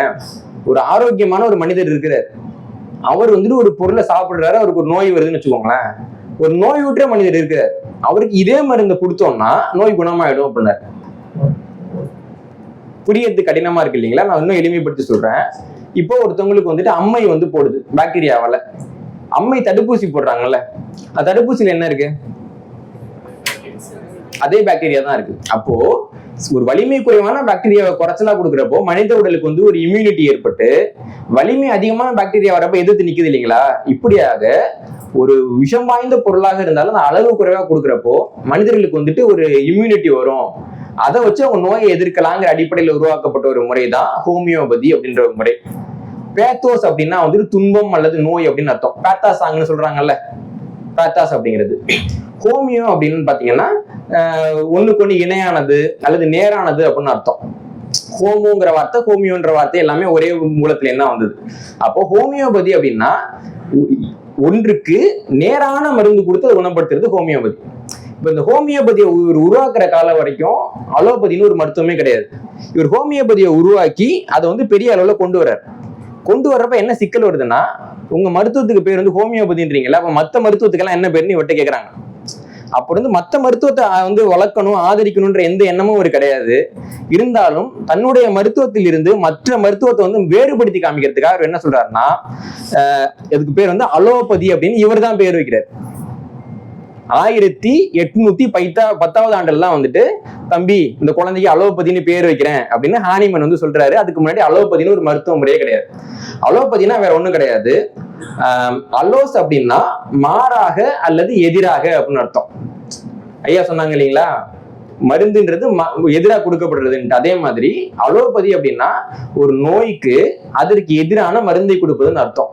இந்த வரையறை எப்படி பாத்தீங்கன்னா, சித்த மருந்தும் அலோபதி தான், ஆயுர்வேத மருந்தும் அலோபதி தான், எகிப்துல இருந்த மருத்துவத்துக்கு பேரும் அலோபதி தான், மெசடோமியால இருந்த மருத்துவத்துக்கு பேரும் அலோபதி தான், வீரயுக மருத்துவத்துக்கு பேரும் அலோபதி தான். ரொம்ப எளிமையா சொல்லணும்னா, எது எதெல்லாம் ஹோமியோபதி இல்லையோ அது எல்லாத்துக்கும் ஒரே பேர் தான், அது எல்லாமே அலோபதி தான். அப்ப அலோபதி மருத்துவம்னு ஒண்ணு தனியா இருக்கான்னா கிடையாது இல்லைங்களா? இப்படிதான் அதுக்கு வந்து பேர் கிடைக்குது. அதுக்கு பின்னாடி பாத்தீங்கன்னா இந்த வீர மருத்துவ யுகம்னு சொன்னோம் இல்லைங்களா, அந்த ஹீரோயிக் மெடிசன் வளர்ந்த காலகட்டத்துல, இந்த காலகட்டத்துல உலகத்துல பல்வேறு அறிவியல் கண்டுபிடிப்புகள் வந்து நிகழ்கின்றன. ஒரு கண்டுபிடிப்பு பாத்தீங்க அப்படின்னா, சீனா இருக்குல்ல, இந்தியாவுக்கு பக்கத்துல இருக்கக்கூடிய ஒரு நாடு. நமக்கு வந்து மருத்துவத்துல பொன்னூசி குத்துறதுன்னு ஒரு மரபு இருக்கு. எவ்வளவு பேருக்கு தெரியும்னு தெரியல. ஊசி குத்தக்கூடிய மரபு நமக்கும் இருந்தது, சீனாவுக்கும் இருந்தது. சீனாவில்தான் முதல்ல அம்மைக்கு ஊசி குத்தலாம்னு கண்டுபிடிச்சாங்க. அத பின்னாடி எட்வர்ட் ஜென்னர்ங்கிறவர் 1796 ஆண்டுல ஐரோப்பாவுக்கு அறிமுகப்படுத்துறாரு. அதுக்கு முன்னாடி ஊசி போட்டு அம்மை போயிடுன்ற ஒரு விஷயம் தெரிய வருது. அப்பதான் என்ன பண்றாங்கன்னா, இந்த எப்படி வந்துட்டு இந்த நோய் குணமாகுது, ஒரு அம்மை எப்படி இன்னொரு அம்மையை குணப்படுத்துன்னு ஆய்வு பண்றப்போ நுண்ணீர்னு ஒண்ணு இருக்குன்றத 1860-70களில் லூயி பாஸ்டரும் ராபர்ட் கோக்குங்கிற அறிவியலாளரும் கண்டுபிடிச்சு ஜெர்ம் தியரின்னு ஒண்ணு கொண்டு வராங்க. உலகத்துல இருந்து வைரஸ்னு ஒண்ணு இருக்கு, பாக்டீரியான்னு ஒண்ணு இருக்குது, இது ரெண்டும் தான் போய் மனிதர்களுக்கு நோய்களை உருவாக்குது அப்படிங்கிற ஒரு செய்தியை வந்துட்டு இப்படிதான் நடந்தது. ஒருவேளை சீனாவில் வந்துட்டு தடுப்பூசி குத்துற முறை இல்லைன்னா ஐரோப்பாவில் பாக்டீரியாவையும் வைரஸையும் கண்டுபிடிச்சிருக்கவே மாட்டாங்க. அதான் உண்மை. அதுக்கு பின்னாடி என்ன நடக்குதுன்னா, பாராசெல்சஸ் அப்படின்ற ஒரு நபர் இருக்கிறாரு. இவர் 16வது நூற்றாண்டுல ஒரு ஆய்வு பண்றாரு. அவர் என்ன சொல்றாருன்னா, ஒரு தாவரம் இருக்கு, ஒரு பெரிய தாவரம் இருக்கு, அதுக்கு முன்னாடி வரைக்கும் அந்த தாவரத்தை அப்படியே சாப்பிட்டாதான் உடம்பு வந்து சரியா போகும்னு நம்புவாங்க. இவர் என்ன கேட்கிறாருன்னா, ஏன் அந்த தாவரத்தை நம்ம முழுசா சாப்பிடணும்? அந்த தாவரத்துல இருக்கக்கூடிய ஏதோ ஒரு பொருள் தானே நமக்கு வந்து உடல் நலத்தை சரி பண்ணுது. அப்ப அந்த ஒரு பொருளை மட்டும் தனியா எடுத்து அதை மட்டும் சாப்பிட்டா உடம்பு சரியாயிடும் இல்லையான்றாரு. அப்ப தாவரங்களுக்குள்ள இருக்கக்கூடிய அந்த பொருளுக்கு குவிண்டசென்ஸ் அப்படின்னு ஒரு பேர் வைக்கிறார். ஆனா உண்மையில அது என்னன்னு ஒரு பிரிச்செல்லாம் காமிக்கல, ஒரு தியரிட்டிக்கலா ஒரு பேர் வைக்கிறார். ஒவ்வொரு மருத்துவ பொருளையும் ஒரு குவிண்டசென்ஸ் இருக்கும், தனியா பிரிக்கணும்ன்றார். அதுக்கு பின்னாடி 19வது நூற்றாண்டில் என்ன நடக்குதுன்னா, இப்படி இருக்கக்கூடிய அந்த மருத்துவ குணம் மிக்க பொருளுக்கு ஆல்கலாய்டு அப்படின்னு பேர் வைக்கிறாங்க. இந்த ஆல்கலாய்டு பாத்தீங்கன்னா நைட்ரஜன் கலந்த கரிம சேர்மங்களா இருக்கும். அப்போ ஒரு தாவரத்தை எடுத்து அதுக்கு ஆல்கலாய்டை எடுத்தோம்னாலே அதனுடைய மருத்துவ குணம் எடுத்துடலான்றது 19வது நூற்றாண்டுல கண்டுபிடிக்கப்பட்டது. இப்ப இந்த முறையை வச்சு என்ன பண்றாங்க அப்படின்னா, ஜெர்மனியை சேர்ந்த மருந்தாளுநராக இருந்த ஃப்ரெட்ரிக் செட்னூரர் அப்படிங்கிறவரு, அது வரைக்கும் ஓபியம்னு ஒரு செடி இருக்கும், கஞ்சா செடி இருக்கு இல்லைங்களா, அந்த செடியை வச்சுதான் எல்லாருக்கும் மயக்க மருந்தெல்லாம் கொடுத்துட்டு இருப்பாங்க. இவர் அந்த ஓபியத்தை எடுத்து அதுல இருக்கக்கூடிய ஆல்கலாய்டுகளை ஆய்வு செஞ்சு அந்த ஓபியத்துல இருந்து தனியா மார்பின்ங்கிற ஒரு போதைப் பொருளை எடுக்கிறார். முதலாக ஒரு தாவரத்தில இருந்து அந்த தாவரத்தினுடைய மருத்துவ பண்பு தனியாக பிரிக்கப்பட்டது இப்பதான் இவர் தான் பிரிச்சு காமிக்கிறார். அதுக்கு பின்னாடி என்ன நடக்குதுன்னா, இவரோட வெற்றியை பார்த்து எல்லாரும் பல்வேறு பொருட்கள் அந்த மாதிரி ஆய்வு பண்ண ஆரம்பிக்கிறாங்க. அப்போ சின்கோனா அப்படின்னு சொல்லிட்டு ஒரு மரம் இருக்கும். அந்த மரத்தினுடைய இலை, அது பட்டையை வச்சுதான் வந்துட்டு மலேரியாவுக்கு மருந்து கண்டுபிடிச்சாங்க. ரொம்ப வெற்றிகரமா இருந்த ஒரு மருந்து அது. அந்த சின்கோனா மரத்துல இருந்துட்டு குயினைன் அப்படிங்கிற ஒரு பொருளை தனியா பிரிச்சு எடுக்கிறாங்க. குயினைன் தான் அந்த மருந்து, சின்கோனால இருக்க மருந்து அப்படின்னு பிரிச்சு எடுக்கிறாங்க. காஃபி குடிப்போம் இல்லைங்களா, காஃபி குடிக்கிற பேர் புத்துணர்ச்சி வரும் இல்லைங்களா, அதுக்கு காரணம் அதுல கேஃபின் அப்படிங்கிற ஒரு பொருள். காஃபில இருந்துட்டு கேஃபினை தனியா பிரிச்சு எடுக்கிறாங்க. புகையிலை வந்து பயன்படுத்துவாங்க இல்லைங்களா, புகையிலையில இருக்கக்கூடிய நிக்கோடின் அப்படின்ற ஒரு பொருள், அதுதான் வந்து புகையிலை பயன்படுத்துறவங்களுக்கு ஒரு மாதிரியான ஈர்ப்பையும் ஒரு மோசமான மனநிலையும் உருவாக்குது. அப்ப புகையிலையில இருந்து நிக்கோடினை பிரிச்சு எடுக்கிறாங்க. இப்படியாக ஒரு மூலப்பொருள் இருந்துட்டு அதுல இருக்கக்கூடிய மருத்துவ குணம் அல்லது வந்து மனிதர்கள் மேல செயலாற்றக்கூடிய பொருட்கள்லாம் தனித்தனியா பிரிச்சு எடுத்து எல்லாம் பிரிச்சு வைக்கிறாங்க. இது நடக்குது. இப்படி பிரிக்கிறப்ப வந்து பாத்தீங்கன்னா, இதுக்கு வந்து ரொம்ப பழமையான முறை இருக்கு, இப்ப வேற முறை இருக்கு. இப்ப பழைய முறையில ஏன்னா சித்த மருத்துவம் தயாரிக்கிறவங்களுக்கு எல்லாம் ஒரு முறை இருக்கும் இல்லைங்களா, ஏறத்தாலும் அந்த முறையில தான் பிரிச்சு எடுத்தாங்க. முதல்ல பாத்தீங்கன்னா அந்த மரத்தோட இலை, பட்டை அல்லது வேறு என்ன வேணுமோ அதை முதல்ல தனியா எடுப்பாங்க. அப்புறம் வந்து அதை நல்லா உலர்த்தி காய வச்சு இடிச்சு பொடியாக்குவாங்க. அதற்கு பிறகு ஏதாவது ஒரு கரைப்பான்ல ஊற வைப்பாங்க. சிலது தண்ணியில கரையும், தண்ணியில ஊற வைப்பாங்க. தண்ணியில கரையெல்லாம் ஆல்கஹால்ல ஊற வைப்பாங்க. ஆல்கஹால்ல கரையெல்லாம் ஈத்தர்ல ஊற வைப்பாங்க. ஏதாவது ஒண்ணுல ஊற வச்சு அதுல இருந்து வந்துட்டு அந்த திரவத்தையும் அந்த தண்ணியும் ஒன்னா கலந்து கரைச்சிருவாங்க. கரைச்ச பின்னாடி அதை வடிகட்டுவாங்க. வடிகட்டி, ஏன்னா மூலப்பொருள் வந்து தண்ணியோட தனியா வந்துடும், வடிகட்டி மேல இருக்க கசடெல்லாம் எடுத்துருவாங்க. எடுத்துட்டு இவங்க கலந்த ஆல்கஹால் அல்லது ஈத்தர் அல்லது தண்ணி இருக்கும் இல்லைங்களா, அது இருக்கு அப்படியே வச்சு சூடுபடுத்துறப்போ ஆல்கஹாலோ ஈத்தரோ தண்ணியோ ஆவியா மேல போயிடும். அதுல இருந்து எடுத்த பொருள் வந்து கீழே தங்கும். அப்படி தங்குற பொருள்ல இருந்துதான் அவங்க வந்து அந்த ஆல்கலைனை பிரிச்சு எடுப்பாங்க. இதுதான் அங்க ஆரம்ப காலகட்ட முறை. இப்போ வந்து நம்ம அப்படி பண்றது இல்லை. இப்போ வந்து அதுக்கு வேற வேற முறைகள் இருக்கு. போலாரிட்டி அப்படின்னு ஒரு முறையை பயன்படுத்துறாங்க. ஒரு உதாரணம் சொல்லணும்னா, ஒரு தாவரம் இருக்குங்க. இந்த தாவரத்துல இருக்கிற ஒரு 1000 பொருள் இருக்கு ஒரு தாவரத்துலன்னு வச்சுக்கோங்களேன். அதுல 100 பொருள் வந்து தண்ணியில கரையும், 100 பொருள் வந்து ஹெக்சேன்ல கரையும், 100 பொருள் வந்து ஈத்தர்ல கரையும்னு வச்சுக்கோங்களேன். அதை முதல்ல வந்துட்டு நம்ம தண்ணியில கரைச்சி தண்ணியில கரையறதெல்லாம் எடுத்துருவாங்க. அப்புறமா ஈத்தர்ல மத்த எல்லாம் கலப்பாங்க. இப்போ உதாரணத்துக்கு உப்புகள் இருக்கு, எதை வச்சு கரைப்பீங்க? நல்லெண்ணெய் இருக்கு, எப்படி கரைப்பீங்க? தெர்மோகோல் இருக்கு இல்லைங்களா, அது வந்து திடப்பொருளா திரவ பொருளா? திடப்பொருள். தண்ணியில போட்டா தெர்மோகோல் என்ன பண்ணும்? தமிழ்நாட்டுல எல்லாருக்குமே தெரியும், மிதக்கும் இல்லைங்களா? அதே தெர்மோகோலை தூக்கி பெட்ரோல்ல போட்டீங்கன்னா என்ன ஆகும்? கரைஞ்சிரும். அப்போ தெர்மோகோல்ங்கிற ஒரு திடப்பொருள் பெட்ரோல்ங்கிற ஒரு கரைசல்ல போறப்ப என்ன ஆகுது? கரைப்பான்ல போறப்போ கரைஞ்சிருது இல்லைங்களா? அப்போ ஒவ்வொரு பொருளும் இந்த கரைப்பான்கள்ல கரையணும் வச்சிருக்காங்க. போலாரிட்டியை வச்சுட்டு ஒண்ணுல போட்டு கரைச்சி எடுப்பாங்க. எடுத்து அது கரைஞ்ச பொருள் இருக்குல்ல, அதுக்கு வந்து எக்ஸ்ட்ராக்ட்னு பேரு. ஹெக்ஸேன்ல வந்து அது கரையுதுன்னா அப்படி கரைக்கிற கரைசலுக்கு வந்து ஹெக்ஸேன் எக்ஸ்ட்ராக்ட்னு பேரு. இந்த ஹெக்ஸேன் எக்ஸ்ட்ராக்டை மட்டும் எடுத்துட்டு பண்ணுவாங்கன்னா அடுத்தது வந்து குரோமோட்டோகிராஃபி பண்ணுவாங்க. குரோமோட்டோகிராஃபி பண்றப்போ அந்த ஒரு பொருள் இது 10 பொருளா பிரிக்கும். குரோமோட்டோகிராஃபில 10 பொருளையும் எடுத்துட்டு ஒன்னையும் தனித்தனியா தின் லேயர் குரோமோட்டோகிராஃபின்னு ஒண்ணு பண்ணுவாங்க. அப்ப அது ஒன்னையும் 10ஆவோ 15ஆவோ 20ஆவோ அது பிரிக்கும். அப்படி பிரிக்கிறப்போ ஒரு தாவரத்துல கொஞ்சோண்டு இருக்கக்கூடிய ஒரு சின்ன பொருளை வந்து நம்ம கண்டுபிடிக்க முடியும். இப்படிதான் இன்னைக்கு நவீன அறிவியல் வந்து இயங்கிக்கிட்டு இருக்குது. இந்த முறையும் இந்த காலகட்டத்திலாம் வந்து கண்டுபிடிக்கப்பட்டது. இப்போ நான் ஒரு கேள்வி கேட்கிறேன், இந்த முறையில தான் இன்னைக்கு எல்லா மருந்துமே வந்து உருவாக்கப்படுது. இப்போ ஒரு காலகட்டத்துல உலகம் முழுக்க மலேரியான்ற நோய் இருந்ததுங்க. மலேரியானா என்ன அர்த்தம்?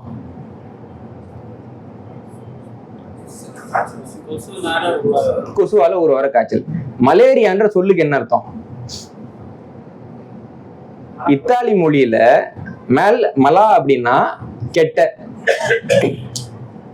ஏரியானா ஏர் காத்து. இந்த நோய் வந்து ரொம்ப காலகாலமா இருக்கு. இத்தாலியை சேர்ந்தவங்க என்ன நினைச்சிட்டாங்கன்னா கெட்ட காத்தால இந்த நோய் வருது போல இருக்குன்னு நினைச்சிட்டாங்க. அந்த காத்தோட கொசு வர்றதை அவங்க கவனிக்கல. அந்த வியாதிக்கு வந்து பாத்தீங்கன்னா மலா ஏரியான்னு சொல்லிட்டு இருந்தாங்க. அப்புறம் ஒரு அறிவியலாளர் வந்து சுருக்கி மலேரியான்னு மாத்தினாரு. இதுதான் அதுக்கு வச்ச பேரு. அப்போ கொசுவால வருதுன்னே தெரியல, நோய் நாடி நோய் முதல்ல கண்டுபிடிச்சாங்களா அவனுங்க? கண்டுபிடிக்கல. அப்புறம் எப்படி மருந்து கண்டுபிடிச்சாங்கன்னா இவங்க கண்டுபிடிக்கவே இல்லை. அமெரிக்க கண்டத்தை கண்டுபிடிச்சாங்க இல்லைங்களா? அப்ப பெரு பகுதியை சேர்ந்த ஒரு பழங்குடி மக்கள் இருக்காங்க. அவங்க பேர் வந்துட்டு கியூச்சுவா அப்படின்னு பேரு. இந்த கியூச்சுவா பழங்குடியினத்தை சேர்ந்த ஒரு ஆளுக்கு வந்துட்டு கொசு கடிச்சு மலேரியா வந்துட்டு காட்டுல இருக்கிறாரு. அவரு தண்ணியே கிடைக்கல, தாகமா இருக்கு. சரி என்ன பண்றதுன்னு பாக்குறப்போ ஒரு இடத்துல சின்கோனா மரம் இருக்கு. அந்த மரத்துக்கு கீழே வந்து பாத்தீங்கன்னா கொஞ்சம் தண்ணி தேங்கி இருக்கு. ஆனா அந்த இலை எல்லாம் உழுந்து அந்த தண்ணி கசக்குது, வாய் வைக்கிறதுக்கே நல்லா இல்லை. அவர் வந்து தாக கொடுமையில பரவாயில்ல எப்படியும் சாவ போறோம், குடிச்சு சாவோம் அப்படின்னு முடிவு பண்ணி தண்ணியை குடிச்சு படுத்துக்கிறாரு. திருப்பி எழுந்துச்சு, அவருக்கு மலேரியா குணமாயிட்டு. அவர் என்ன பண்றாருன்னா, இந்த மரத்துல இருக்கக்கூடிய இலை பட்டையெல்லாம் ஒன்னா போட்டு தண்ணியில வச்சுட்டு அந்த தண்ணியை குடிச்சா மலேரியா குணமாயிடும் போல இருக்குன்ட்டு அமெரிக்க பூர்வீக இனத்தை சேர்ந்த ஒரு பழங்குடி மனிதர் தான் முதல்ல மலேரியாவுக்கு மருந்து கண்டுபிடிக்கிறாரு. கண்டுபிடிச்ச பின்னாடி என்ன நடக்குதுன்னா 1630களில் பெரு நாட்டுல வந்துட்டு பாத்தீங்கன்னா ஸ்பெயினை சேர்ந்தவங்க நாட்டை பிடிச்சிட்டாங்க. பிடிச்சிட்டு நிறைய கொடுமை பண்றாங்க. இன்னொரு பக்கம் மதத்தை பரப்பத்துக்கு முயற்சி பண்றாங்க. அப்ப ஜெசூட் பாதிரியார்களை வந்து நாங்க அனுப்புறப்போ ஜெசூட் பாதிரியார்களுக்கும் சில பேருக்கு வந்து மலேரியா வருது. அப்ப இந்த பழங்குடியின மக்கள் என்ன பண்றாங்கன்னா, இந்தாங்க மருந்து குடிங்கன்றாங்க. அவங்களுக்கு பெரிய ஆச்சரியம், ஏன்டா நான் ஐரோப்பால இருந்து உனக்கு நாகரிகம் சொல்லிக் கொடுக்க வந்திருக்கிறேன், எங்க ஊர்லயே இதுக்கு மருந்து இல்லை, நீ ஒரு பழங்குடியின ஆதிவாசி, நீ என்னடா மருந்து வச்சிருக்கேன்னு ஆச்சரியப்பட்டுட்டு அந்த மருந்தை வாங்கி பாக்கெட்டா பவுடர் போட்டு ஜெசூட் பவுடருங்கிற பேர்ல விற்கிறாங்க. எவன் கண்டுபிடிச்சான், யார் விற்கிறாங்க பாருங்க. அப்ப ஜெசூட் பவுடருங்கிற பேர்ல விற்கிறப்ப என்ன நடக்குதுன்னா நிறைய பேருக்கு அது வந்துட்டு உடல் நலத்தை வந்து சரி பண்ணுது. அதுல கவுண்டஸ் ஆஃப் சின்கோன் அப்படின்னு ஒரு அரசி இருந்தாங்க. சின்கோன் பகுதியினுடைய பிரபுவோட மனைவி, ஒரு சிற்றரசி. அவங்களுக்கு மலேரியா வர்றப்போ அவங்களுக்கு இந்த பவுடர் குடிச்சோன்னா அவங்களுக்கு உடல்நலம் சரியா போயிடுது. அப்போ அந்த அரசியோட பேரால தான் அதுக்கு சின்கோனான்ற பேரே வருது. இப்படிதான் அதனுடைய வரலாறு இருந்துகிட்டு இருக்கு. இவங்க என்ன பண்றாங்கன்னா 1820 வரைக்கும் இந்த பட்டையில இருந்து மருந்து கிடைக்குன்னு தெரியும். ஆனா அந்த மருந்து எப்படி இருக்குன்னு தெரியாது. இந்த புது முறையில அந்த மருந்தை தனியா பிரிச்சு அதுக்கு வந்துட்டு குயினைன் அப்படின்னு பேர் வச்சுட்டு அதுல வந்துட்டு மிக முக்கியமான மருந்துன்னு சொல்லிட்டாங்க. இப்படியா எல்லாம் தெரிஞ்சிருச்சு. இப்போ இந்த கதையில மருந்தை கண்டுபிடிச்சது வந்துட்டு அதை குயினைன்னு தனியா பிரிச்சு எடுத்தோம்னா, அல்லது பழங்குடி மக்கள்கிட்ட இருக்கிற மருந்து ஐரோப்பாவுக்கு கொண்டு வந்து வித்த பாதிரியார்களா, அல்லது அந்த தண்ணிய அவன் உயிரே போனாலும் பரவாயில்லன்னு குடிச்சு அதுல மருந்து இருக்குன்னு கண்டுபிடிச்சு வெளில சொன்ன அந்த ஆதிவாசியா? ஆனா அதோட பேட்டர்ன் யார் வச்சிருக்காங்கன்னா, கடைசியா ஒருத்தவங்க வந்து இதுல இருந்து குயினை பிரிச்சு எடுத்தாங்கல்ல, அவங்க கிட்டதான் பேட்டர்ன் இருக்கு. இதற்கு பெயர் தான் அலோபதி மருத்துவம்.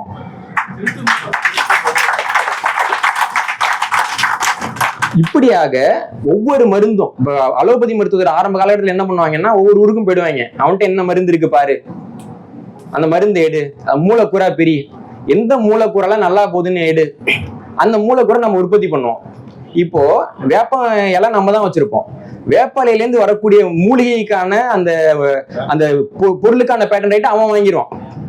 இப்படிதான் அவங்க காலம் காலமா இயங்கிட்டு இருந்தாங்க. இது போக பாத்தீங்கன்னா கேப்சூல், அதாவது வந்துட்டு நம்ம ஊர்ல குளிகைன்னு சொல்லுவாங்க. குளிகை கேள்விப்பட்டிருக்கீங்களா?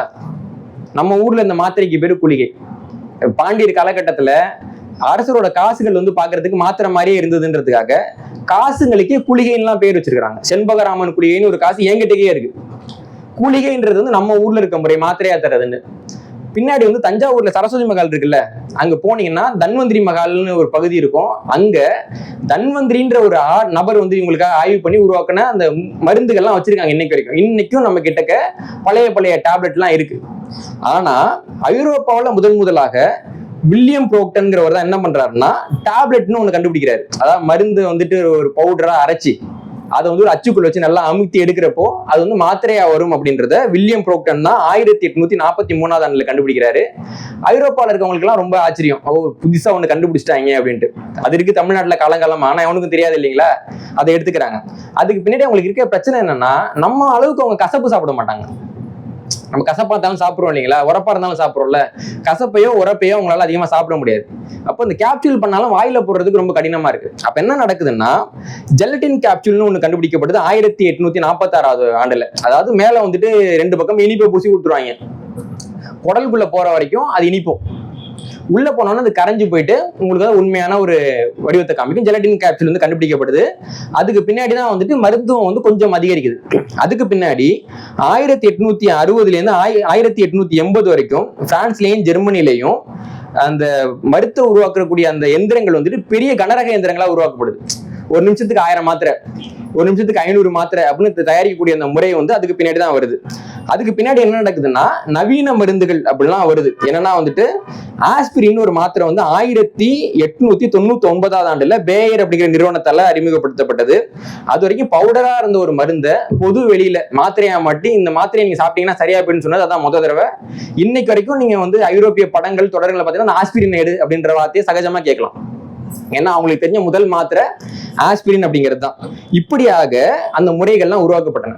நீங்க பாத்தீங்கன்னா இன்னைக்கு நவீன மருத்துவம்னு நம்ம என்ன சொல்றோம், ஊசி குத்துறது, மாத்திரை போடுறது, வலி நிவாரணி, அறுவை சிகிச்சை, இது 4மே கிரேக்கத்திலையும் கண்டுபிடிக்கப்படல, நவீன மருத்துவத்திலையும் கண்டுபிடிக்கப்படல. ஊசி குத்துறத சீனாக்காரன் கண்டுபிடிச்சான், நம்ம பாக்குறோம் இல்லைங்களா. அதற்கு பிறகு வந்துட்டு இந்த மாத்திரை அப்படிங்கிறத நம்மளும் பயன்படுத்திருக்கோம், சீனாக்காரங்களும் பயன்படுத்திருக்கிறாங்க. எல்லா இடத்துலயும் மாத்திரைன்றது வெவ்வேறு பெயர்கள்ல இருந்திருக்கு. அதற்கு பிறகு இந்த மயக்க மருந்துகள்னு பாத்தீங்கன்னா நம்ம ஊர்ல அதை வந்துட்டு சித்தர் மூலிகைன்னே சொல்லுவாங்க. அளவா பயன்படுத்தணும் அப்படின்னு சொல்லிட்டு சித்தர்கள் அதை பயன்படுத்திக்கிறாங்க. நம்ம ஊர்ல வந்து பாத்தீங்கன்னா அபின் வந்துட்டு மூலிகையா பயன்படுத்தப்பட்டிருக்குது. அதே மாதிரி புகையிலை வந்து மூலிகையா பயன்படுத்தப்பட்டிருக்கு. எல்லாத்துக்கும் மேல அந்த அறுவை சிகிச்சைன்னு ஒண்ணு சொல்றாங்க இல்லைங்களா. இந்த அறுவை சிகிச்சை வந்துட்டு புதிய கற்காலத்திலேயே மனிதர்கள் வந்து செய்ய ஆரம்பிச்சிட்டாங்க.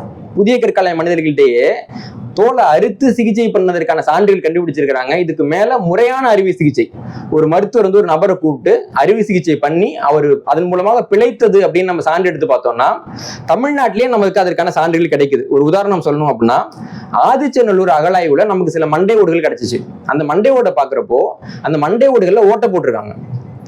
ஓட்டை போட்டு அறுவை சிகிச்சை செஞ்ச பின்னாடி, அதாவது அறுவை சிகிச்சைனா தோலை மட்டும் கிழிக்கல, மண்டை ஓட்டை கிழிச்சிருக்கிறாங்க, ஓட்டை போட்டிருக்காங்க. ஓட்டை போட்டு சிகிச்சை செஞ்ச பின்னாடி அந்த நபர் உயிரோட இருந்து அந்த புண் ஆறி இருக்கு. இதை பத்தின ஆய்வறிக்கை பாத்தீங்கன்னா டி ராஜா ரெட்டி, டி சத்தியமூர்த்தி வந்துட்டு தொழிலாளர், டி ராஜா ரெட்டி வந்து மருத்துவர். இவங்க 2 பேரும் எழுதியிருக்கிறாங்க. இது சர்வதேச இதழ்கள்லாம் வந்திருக்குது. ஏன்னா எழுதின பேர் ராஜா ரெட்டின்றதுனால யாருக்கும் சந்தேகம் வராதுன்னு நம்புறேன் இல்லைங்களா. இப்படியாக ஆதிச்சநல்லூர்ல நம்ம அறுவை சிகிச்சை எல்லாம் செஞ்சதுன்றது கிமு 1000க்கு முன்னாடி. அப்ப எல்லாமே வெவ்வேறு இடங்கள்ல இருந்த முறைகள். மருந்துன்னா வெவ்வேறு இடத்துல வந்துட்டு மூலிகையாகவும் மரப்பட்டையாகவும் வேறாகவும் இருந்த மருந்துகள். இது எல்லாத்தையும் ஒன்னா கொண்டு வந்து ஒரே இடத்துல கொட்டி ஒன்னா குலுக்கி எடுத்தா நமக்கு கிடைக்கக்கூடிய மருத்துவ முறைக்கு பேர் தான் இன்னைக்கு அலோபதி மருத்துவ முறை. புரியுது இல்லைங்களா. எதுவுமே சொந்தம் கிடையாது, மொத்தமும் திருடினது. இதுக்கப்புறம் என்ன நடக்குதுன்னா, ஒரு காலகட்டத்துல வந்துட்டு நம்ம அணுன்ற கொள்கையை நம்ம தான் கண்டுபிடிச்சோம். இப்ப வந்து துமி அப்படின்னா உடையக்கூடியது, துமித்தல் அப்படின்னா உடையிறதுன்னு அர்த்தம். துமின்னா உடைக்க முடியாதது அப்படின்னு அர்த்தம். இந்த அத்துமிங்கிற சொல் தான் ஆங்கிலத்துல வந்து ஆட்டம்ங்கிற சொல்லுக்கு வேறு சொல் அப்படின்னு மொழியியலாளர்கள் சொல்லிட்டு இருக்காங்க. இந்த அத்துமின்ற சொல் வந்து தமிழ் சொல். இது போக பாத்தீங்கன்னா அணுன்றது உடைக்க முடியாததுன்னு சொன்னாலும் கூட அது உடையும் அப்படின்றது நமக்கு தெரியும். அணுவை பிளந்து எல் கடலை புகட்டி அப்படின்னு சொல்றோம் இல்லைங்களா? அப்ப அணுவை பிளக்க முடியும் நமக்கு ரூதர்ஃபோர்டுக்கு முன்னாடியே தெரியும். ஆனாலும் கூட இந்த அணு எல்லாம் ஒன்னா சேர்ந்து மூலக்கூறா மாறுது அப்படின்றது ரொம்ப காலத்துக்கு யாராலையும் புரிஞ்சுக்க முடியல. அணுவை புரிஞ்சுக்க முடியுது, அணு இணையன்னு புரிய முடியுது. என்னடா ஒரே அணு எப்படி இரும்பையும் உருவாக்கும் செம்பையும் உருவாக்கும்? இரும்பு துரு பிடிக்குது, செம்பு களிம்புல பிடிக்குதுன்னு கேட்கிறோம் இல்லைங்களா? அப்போ இந்த அணு மூலக்கூறை உருவாக்கும் அப்படின்றத ரொம்ப நாளைக்கு வந்து புரிஞ்சுக்க முடியாம இருந்தது. அப்பதான் 1811 ஆண்டுல இத்தாலிய விஞ்ஞானியாக இருந்த அவகாட்ரோ அப்படிங்கிற என்ன சொல்றாருன்னா, அணுக்கள் வேறுபட அணுக்கள் ஒருங்கிணைந்த மூலக்கூறுகள் அப்படின்னு 2 இருக்கு அப்படின்னு அவர் தான் பிரிச்சு சொன்னாரு. அணு வேற மூலக்கூறு வேற. அணு இணைஞ்சு மூலக்கூறு உருவாகுது, மூலக்கூறு இணைஞ்சுதான் அந்த பொருட்களை உருவாக்குது. அதனால மூலக்கூறை வச்சுதான் பொருளுக்கு பண்பு இருக்கு, அணுவை வச்சு பண்பு இல்லை அப்படின்றது அவகாட்ரோ வந்து 1811 ஆண்டுல சொல்றாரு. அதற்கு பிறகு என்ன நடக்குதுன்னா, அணு அது வரைக்கும் 2 பரிமாணங்கள் தான் பார்த்தாங்க. இப்படி வச்சு மேலே இருந்து பாக்குறப்ப அது புரியல அவங்களுக்கு. 1858 ஆண்டுல கெக்குலே அப்படிங்கிற ஒரு ஆய்வாளர் என்ன பண்றாரு அப்படின்னா, இதை வந்துட்டு நம்ம முப்பரிமாண வடிவத்துல போட்டா புரியும்னு நினைச்சு முப்பரிமாண வடிவத்துல போடுறாங்க, 3 டைமென்ஷன்ல போடுறாங்க. இப்ப நீங்க அணுவை பத்தி படிச்சீங்கன்னா 3 டைமென்ஷன்ல படம் கொடுத்துருக்காங்கல்ல, கெக்குலேயும் அவரோட சார்ந்த ஒரு அறிவியலாளர்கள் தான் அதை உருவாக்குறாங்க. அப்ப 3 டைமென்ஷன் வருது. அதுக்கு பிறகு என்ன நடக்குதுன்னா, நான் வந்து தாவரத்துல இருந்து ஒரு பொருள் எடுக்கிறேன், 3 டைமென்ஷன்ல அதோட அணுக்குறை நான் வரைஞ்சிட்டேன். இப்போ எனக்கு தேவை இதே அணுக்குறை நான் திருப்பி உருவாக்கணும்ன்றதான், தாவரத்துல இருந்து போய் எடுக்கணும்ன்றது கிடையாது. உங்களுக்கு புரியுது இல்லைங்களா? அப்ப என்ன நடக்குதுன்னா, நான் தாவரத்துக்காக எதுக்கு காடு மலை அப்படின்லாம் அலையணும், இதே ஒரு ஃபார்முலாவை நான் திருப்பி உருவாக்குறேன், இதே மூலக்கூறை நான் போலியா உருவாக்குறேன்ற ஒரு நிலைமைக்கு நவீன மருத்துவம் வந்து வந்தது. இந்த முறையில இருந்துதான் நவீன மருத்துவம்ங்கிறது ஆபத்தான மருத்துவமாக மாற தொடங்கியது. 1869 ஆண்டுல பாத்தீங்கன்னா குளோரல் ஹைட்ரேட் அப்படிங்கிற ஒரு மூலக்கூறு வந்துட்டு முழுக்க ஆய்வகத்தையே தயாரிச்சாங்க. மூலப்பொருளே கிடையாது, நான் ஆய்வகத்தில் உட்காந்துக்கிறேன், அதை கலக்கிறேன் எதை கலக்கிறேன் எனக்கு குளோரல் ஹைட்ரேட் கிடைச்சிட்டு அப்படின்னு முதல்ல உருவாக்குனாங்க. இப்படி ஒவ்வொரு மருத்துவம் வேற வேற எடுக்க ஆரம்பிச்சாங்க. ஆஸ்பிரின் பாத்தீங்கன்னா முதல்ல வில்லோன்னு ஒரு மரம் இருக்கும், அதோட பட்டையில இருந்து எடுத்தாங்க. ஆனா இப்ப பாத்தீங்கன்னா அது பெருமளவு ஆய்வகத்துல தான் தயாரிக்கப்படுது. மலேரியா எதிர்ப்பு மருந்து குயினைன் பாத்தீங்கன்னா முதல்ல சின்கோனா பட்டையில இருந்து எடுத்தாங்க, இப்ப அதுல பெரும்பகுதி ஆய்வகத்துல தயாரிக்கப்படுது. மார்பின் அப்படிங்கிறது ஒரு காலகட்டத்துல ஓபியம் செடியில இருந்து எடுத்தாங்க. இப்ப மார்பின் வந்து எப்படி இருக்குன்னு பார்த்து அந்த கட்டமைப்பை மாத்தி தான் மெத்து உள்பட நிறைய போதைப் பொருட்கள் தயாரிக்கப்படுது. இந்த அமைப்புல இருந்தா போதை கொடுக்கும் போல இருக்குன்றத மொத்தம் எடுத்துட்டு, ஏன்னா இப்ப மெத்துல என்ன அபாயம்னு பாத்தீங்கன்னா முழுக்க ஆய்வகத்திலே தயாரிக்க முடியும். அப்ப மூலப்பொருளே ஒருத்தன் வாங்காம தயாரிக்கிறானா அவன் எப்படி நீங்க கண்டுபிடிப்பீங்க, எப்படி அவனை நிறுத்துவீங்க இல்லைங்களா? இப்ப நிறைய வெப் சீரிஸ் எல்லாம் ஆரம்பிச்சு அதை பத்தி போட்டு உட்காந்துருக்காங்க, பெருமையா போட்டுட்டு இருக்காங்க. தமிழ்நாட்டிலேயே வந்துட்டு சில கட்சிகள்ல வந்துட்டு தனியா அணி வச்சு வித்துட்டு இருக்காங்க, நம்ம அதெல்லாம் பாக்குறோம். அப்ப இந்த சீர்கேட்டுக்கெல்லாம் காரணம் என்னன்னா, ஆய்வகத்துல யாருக்குமே தெரியாம ஒரு பொருளை உருவாக்கலான்ற அந்த முறை தான். இதே மாதிரி டிஜாக்சின் அப்படின்னு ஒரு மருந்து இருந்தது, இதுவும் வந்து தாவரத்துல இருந்து கண்டுபிடிக்கப்பட்டு இதய கோளாறுக்கு வந்து மருந்தா கொடுக்கப்பட்டது. இது இன்னைக்கு வந்துட்டு நவீன மருத்துவத்தில் தயாரிக்கப்படுது. பாக்லிடாக்சல் அப்படிங்கிற மருந்தும் அந்த மாதிரி மாற்றி தயாரிக்கப்படுது. இப்படி ஒவ்வொரு மருந்துலையும் வந்து பாத்தீங்கன்னா அந்த மூலக்கூறை எடுத்து அந்த மருந்து தயாரிக்க ஒரு முறை அப்படின்னு ஒண்ணு வந்துருச்சு. இன்னைக்கு அலோபதி அப்படிதான் இயங்கிட்டு இருக்கு. இதுல இப்ப ஏற்கனவே நம்ம ஊர்ல சித்த மருத்துவம்னு ஒண்ணு இருக்குங்க, கேரளால ஆயுர்வேத மருத்துவம்னு ஒண்ணு இருக்குது, கிரேக்கத்துல பாத்தீங்கன்னா வீர மருத்துவம்னு ஒண்ணு இருக்கு. அப்புறம் சில பேர் வந்து புது மருத்துவ முறைகள்லாம் கொண்டு வர்றாங்க. இப்படிலாம் இருக்கிறப்போ 1810 ஆண்டுல பெயர் வைக்கப்பட்ட அலோபதி மருத்துவம் திடீர்னு எப்படிங்க வளர்ந்தது? ஒவ்வொரு பொருளும் அதனுடைய தந்தையை வந்து பாராட்டி பேசுவாங்கல்ல, இவர் தான் எங்க தந்தை, திராவிடத்தின் தந்தைன்னு கூட சொல்லிட்டு இருக்காங்க, பாக்குறோம் இல்லைங்களா? ஏன் யாருமே வந்துட்டு அலோபதியின் தந்தைன்னு யாருமே சொல்ல மாட்டேன்றாங்க? சொல்லணும்ல, பெருமையா சொல்லணும்ல. இன்னைக்கு வந்து அலோபதி தந்தை சொல்லணும் இல்லைங்களா? இப்ப வீர மருத்துவத்தை கண்டுபிடிச்சவர்கள்லாம் இன்னைக்கு வரைக்கும் நம்ம வந்து அந்த உறுதிமொழி எடுத்துக்கிட்டு இருக்கோம்ல. இன்னைக்கு அலோபதி மருத்துவம் இன்னைக்கு அது கிடையாது. அப்படி இருக்கிறப்போ ஒரு பொருள் வந்து உற்பத்தியாகி வித்துக்கிட்டு இருக்கு, அந்த பொருளை உருவாக்குனவங்க பேரை ஏன் சொல்லல? இப்போ ஃபோக்ஸ் வேகன்னு ஒரு வண்டி இருக்குங்க, நல்லா விக்குது இல்ல தமிழ்நாட்டை உலகம் முழுக்க, அதோட நிறுவனருக்கு அவங்க ஏதாவது விழா எடுத்திருக்காங்களா? எடுத்தாங்கன்னா நீங்க அதை வாங்க மாட்டீங்க. ஏன்னா ஃபோக்ஸ் வேகனை உருவாக்குனது அடால்ஃப் ஹிட்லர்.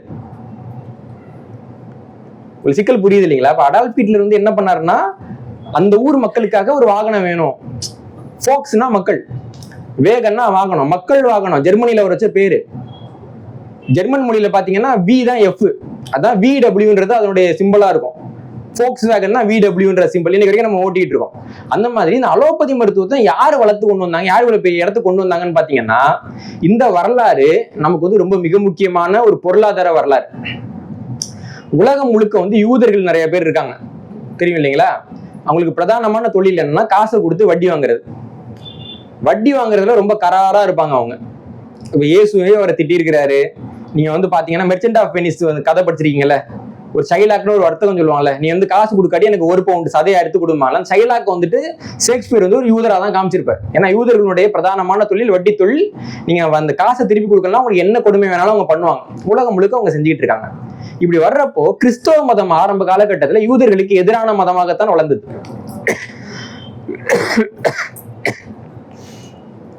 இயேசு வந்துட்டு பழைய ஏற்பாட்டுல புதிய ஏற்பாட்டுல எல்லாம் வந்துட்டு அறிவுரை எல்லாம் சொல்றாங்கல்ல, நீ ஒழுக்கமா இருக்கணும், நேர்மையா இருக்கணும், தப்பு பண்ணக்கூடாது. யாருக்கு சொல்றாங்க அந்த அறிவுரை எல்லாம்? யூதர்கள் தான் சொல்றாங்க. இயேசு கோயிலுக்கு போயிட்டு அங்க மக்களை பார்த்து திட்டுறாருன்னு, யாரை பார்த்து திட்டுறாரு? யூதர்களை பார்த்து தான் திட்டுறாரு. அப்படி இருக்கிறப்போ கிறிஸ்துவ மதம் உருவானப்போ கிறிஸ்துவ மதத்துல இருந்த மிக முக்கியமான பிரிவுன்றது வட்டிக்கு கடன் கொடுக்கூடாது. அதற்கு பிறகுதான் இஸ்லாத்துல வட்டிக்கு கடன் கொடுக்கிறது குற்றம்னு அறிவிக்கப்பட்டது.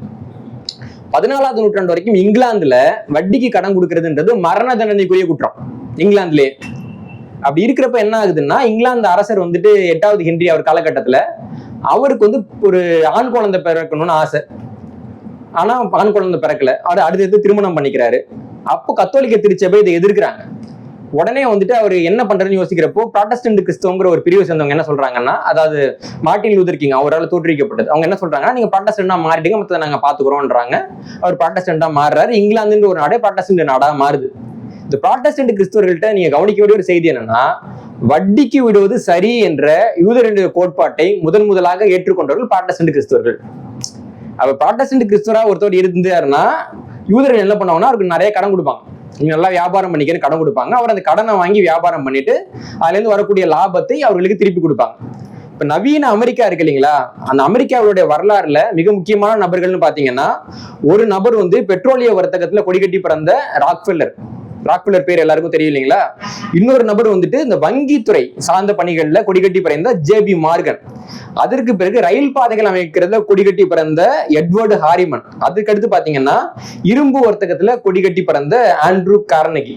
இவங்க 4 பேருமே பிறப்பால ப்ராட்டஸ்டன்ட் கிறிஸ்தவர்கள். இவங்க 4 பேருமே ரோத்சைல்டு குடும்பத்துக்கிட்ட கடன் வாங்கினவங்க. 4 பேருக்கும் ஓனர் ஒன்றுதான். இப்ப நம்ம ஊர்ல பாத்தீங்கன்னா திமுகவும் பாஜகவும் அடிச்சுப்பாங்க. ஆனா ஒரு துறைமுகம் கொண்டு வரேன்னு அதானி சொன்னா போது 2 பேரும் ஒன்னா போய் வேலை பார்ப்பாங்க. அந்த மாதிரி இவங்க வந்து ஒரு கேட்டை பார்த்துப்பாங்க, அவங்க ஒரு கேட்டை பார்த்துப்பாங்க. 2க்கும் ஓனர் ஒரு ஆள் தான். இப்படி இந்த 4 பேர் இருக்கிறாங்க. அப்படி இருக்கிறப்போ இந்த ஆண்ட்ரூ கார்னகி வந்து பாத்தீங்கன்னா ஸ்காட்லாந்துல பிறந்து அமெரிக்காவுக்கு குடியேறி வந்தவர், பெரிய பண வசதி எல்லாம் இல்லாதவர். ஆனா ஒரு பெரிய ஒரு தொழிலதிபரா மாறுறாரு, இரும்பு வர்த்தகத்துல மாறுறாரு. கடைசி காலகட்டத்துல அவர் தன்னுடைய மொத்த இரும்பு வர்த்தகத்தையும் JB மார்கன்கிற இன்னொரு நபர் கிட்ட, நம்ம சொன்ன பட்டியல இருக்கக்கூடிய இன்னொரு நபரான JB மார்கன் கிட்ட ஆண்ட்ரூ கார்னகி வித்துட்டு உலகத்தினுடைய நம்பர் 1 பணக்காரருங்கிற அளவுக்கு பணம் சம்பாதிச்சாரு. இப்படி இருக்கிறப்ப அவர் என்ன பண்றாருன்னா, அமெரிக்க மருத்துவ சங்கம் அப்படின்ற ஒரு சங்கம் வந்துட்டு பாத்தீங்கன்னா 1904வது ஆண்டுல மருத்துவ கல்வி மன்றம் CME அப்படிங்கிற ஒரு அமைப்பை உருவாக்குது. 1908வது ஆண்டுல இவங்க வந்துட்டு நாங்க ஆய்வெல்லாம் பண்ணணும் அப்படின்னு சொல்றப்போ அதற்கு ஆளா போயிட்டு ஆண்ட்ரூ கார்னகியினுடைய அறக்கட்டளை வந்து நிதி உதவி பண்றோம்னு ஒத்துக்கிறாங்க. ஆண்ட்ரூ கார்னகி ஒரு பெரிய அளவுல நிதி உதவி பண்றாரு. அதை வச்சுட்டு ஒரு பெரிய ஆய்வு நடக்க போகுது. இந்த ஆய்வுக்கு யாரை தேர்ந்தெடுக்கிறது அப்படின்னு பாக்குறப்போ ஹென்றி பிரீசெட் அப்படிங்கிறவர் இவரோட ஆண்ட்ரூ கார்னகியோட நண்பர். அவர் தான் அந்த ட்ரஸ்ட்டை பார்த்துக்கிட்டாரு. அந்த ஹென்றி பிரீசெட் வந்துட்டு ஆப்ரகாம் பிளக்ஸ்னர் அப்படிங்கிற ஒரு நபரை தேர்ந்தெடுக்கிறார். அமெரிக்காவுல மருத்துவ கல்லூரிகளையும் மருத்துவ பள்ளிகளையும் மருத்துவமனைகளையும் எப்படி உயர்த்தணுன்றதுக்கான ஆய்வு அமெரிக்க அரசாங்கத்தோட சேர்ந்து ஆண்ட்ரூ கார்னகியோட ட்ரஸ்ட் பண்ணுது. இதுக்கு தேர்ந்தெடுக்கப்பட்ட ஒரு பேர் ஆப்ரகாம் பிளக்ஸ்னர். இதுல என்ன அழகுன்னா, ஆப்ரகாம் பிளக்ஸ்னர் ஒரு மருத்துவர் கிடையாது. ஆப்ரகாம் பிளக்ஸ்னர் வந்துட்டு ஒரு விஞ்ஞானி கிடையாது. ஆப்ரகாம் பிளக்ஸ்னர் வந்துட்டு பாத்தீங்கன்னா மருத்துவத்துறையில சார்ந்த ஒரு கல்வியாளரோ ஒரு கம்பவுண்டரோ ஒண்ணுமே கிடையாது. அவர் வந்துட்டு ஆர்ட்ஸ் அண்ட் சயின்ஸ்ல ஒரு UG டிகிரி வாங்கினவர், அவ்வளவுதான். அவர் வந்துட்டு ஒரு சின்ன ஸ்கூல் நடத்தினாரு. அந்த ஸ்கூல் வந்து நல்லா சம்பாதிச்சாரு. அப்போ அவரை பார்த்துட்டே, இவன் ஸ்கூல் இத்தினோண்டு ஸ்கூல், உனக்கு எந்த தகுதியும் இல்லை, இந்த ஸ்கூலை வச்சு எந்த தகுதி இல்லாம நீ சம்பாதிக்கிறேன்னா நீ தான் எனக்கான ஆளு, போய் ஆய்வு பண்ணுன்னு அனுப்புறாங்க. அமெரிக்காவிலும் கனடாவிலும் இருக்கக்கூடிய 155 மருத்துவம் கற்பிக்கக்கூடிய கல்வி நிலையங்கள்ல இவர் போய் ஆய்வு பண்றாரு. ஆய்வு பண்ணிட்டு வந்து அவர் வந்துட்டு தன்னுடைய அறிக்கையை கொடுக்குறாரு. அந்த அறிக்கைக்கு பேரு தி பிளக்ஸ்னர் ரிப்போர்ட். இந்த பிளக்ஸ்னர் ரிப்போர்ட்ன்ற ஒரு ரிப்போர்ட் மட்டும் இல்லாட்டி இன்னைக்கு அலோபதின்னு ஒரு மருத்துவ முறை இந்தியாவில் கிடையாது. அமெரிக்காவில் அலோபதி மிக முக்கியமான மருத்துவ முறை கிடையாது. இப்போ உலக வங்கி வந்து அலோபதி தான் மருத்துவ முறை, WHO அலோபதி தான் மருத்துவ முறை, அது எதுவுமே கிடையாது. இந்த பிளக்ஸ்னர் ரிப்போர்ட்ல அவர் என்ன சொல்றாருன்னா, முதல் விஷயம், அமெரிக்கா மற்றும் கனடால இருக்கக்கூடிய கல்வி நிலையங்கள் வந்து 155 கல்வி நிலையம் இருக்கு. அப்ப எல்லாரும் மருத்துவம் முடிப்பான். இன்னைக்கு சொல்றாங்க இல்லைங்களா, அதே வார்த்தை. அப்ப எல்லாரும் மருத்துவம் முடிப்பாங்க. அப்போ அந்த கல்வி நிலையங்களை குறைச்சி 31 கல்வி நிலையமா மாத்தணும். முதலாவது பரிந்துரை. இரண்டாவது பரிந்துரை, ஒருத்தன் மருத்துவ படிப்பு சேர வர்றான்னா அவனுக்கு ஆர்வம் இருக்கா, இல்ல அவன் சேர்ந்து ஒழுங்கா படிப்பானா, பிராக்டிஸ் பண்ணுவானா, அதை பத்தி எல்லாம் கவலைப்படாதீங்க. அவனுக்கு நிறைய தகுதி இருக்கணும்னு சொல்லுங்க. 1910 பாத்தீங்கன்னா பள்ளிக்கூடம் முடிச்சுட்டு வரதே பெருசு. ஆனா அவங்க என்ன சொல்றாங்கன்னா, பள்ளிக்கூடம் முடிச்சுட்டு 2 ஆண்டுகளோ அதற்கு மேலேயோ பட்டப்படிப்பு முடிச்சிருந்தா மட்டும் தான் நீ மருத்துவம் படிக்க முடியும்னு ஒரு நிலையை கொண்டு வா. படிக்க வரணும்னா படிக்காமலே போகட்டும். இது 2வது பரிந்துரை. அடுத்தது, மருத்துவக் கல்லூரின்னு ஒருத்தவன் நடத்துறான்னா சின்ன அளவுலாம் நடத்தக்கூடாது. ஒருத்தன் மருத்துவக் கல்லூரி நடத்துறான்னாலே அவன் ஒரு மருத்துவ பல்கலைக்கழகத்தோட இணைஞ்சுதான் நடத்தணும். அப்படி முடியலன்னா அந்த கல்லூரியை கலைச்சிரு. அப்ப கண்டவனும் கல்லூரி நடத்துறான்ற நிலைமையை நம்ம மாத்தணும். இது 3வது பரிந்துரை. அதுக்கு அடுத்தது, இந்த மருத்துவம் அலோபதி மருத்துவம் இல்லாத மாற்று மருத்துவங்களுக்கு அரசாங்கமோ தனியார்களோ பெரிய நிதியுதவி எதுவும் பண்ணக்கூடாது. அந்த மருத்துவங்கள்லாம் போலி மருத்துவங்கள். அந்த மருத்துவங்களை இந்த மண்ணை விட்டு அகற்ற வேண்டும். 4வது பரிந்துரை. இந்த மாதிரி பல அற்புதமான பரிந்துரைகள் வந்து இந்த பிளக்ஸ்னர் ரிப்போர்ட் வந்து கொடுத்துருக்கு.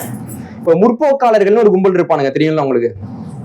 எது நடந்தாலும் வந்து பாத்தீங்கன்னா, ஏன்டா சாணியை மிதிச்சிருக்கேன்னு கேட்டாங்க, முற்போக்கு சாணிங்க அதான் மிச்சிருக்கோம். ஏன்டா பூட்ஸ் கார நக்கிற அப்படின்னு கேட்டீங்கன்னு வச்சுக்கோங்களேன், அவங்க சாக்ஸ் போட்டு இருந்தாரு நல்லா இருந்தது நக்கணும் அப்படிம்பானுங்க இல்லைங்களா?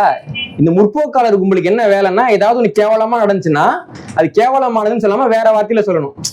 இப்போ அவனை பார்த்து குடிகாரனே அப்படின்னு திட்டினீங்கன்னா, சேச்சே மது விரும்பின்னு திட்டுங்க அம்மாங்க. குடிக்கிறதெல்லாம் நிப்பாட்ட மாட்டானுங்க. ஒண்ணுக்கு ஒரு வார்த்தை கண்டுபிடிச்சு வச்சிருப்பாங்கல்ல. அந்த முற்போக்கு முகமூடி போட்டவங்க கூட இந்த பிளக்ஸ்னர் அறிக்கை வந்து பாராட்ட முடியாது. ஏன்னா அந்த அறிக்கை ஏற்படுத்தின விளைவுகள் அந்த மாதிரி.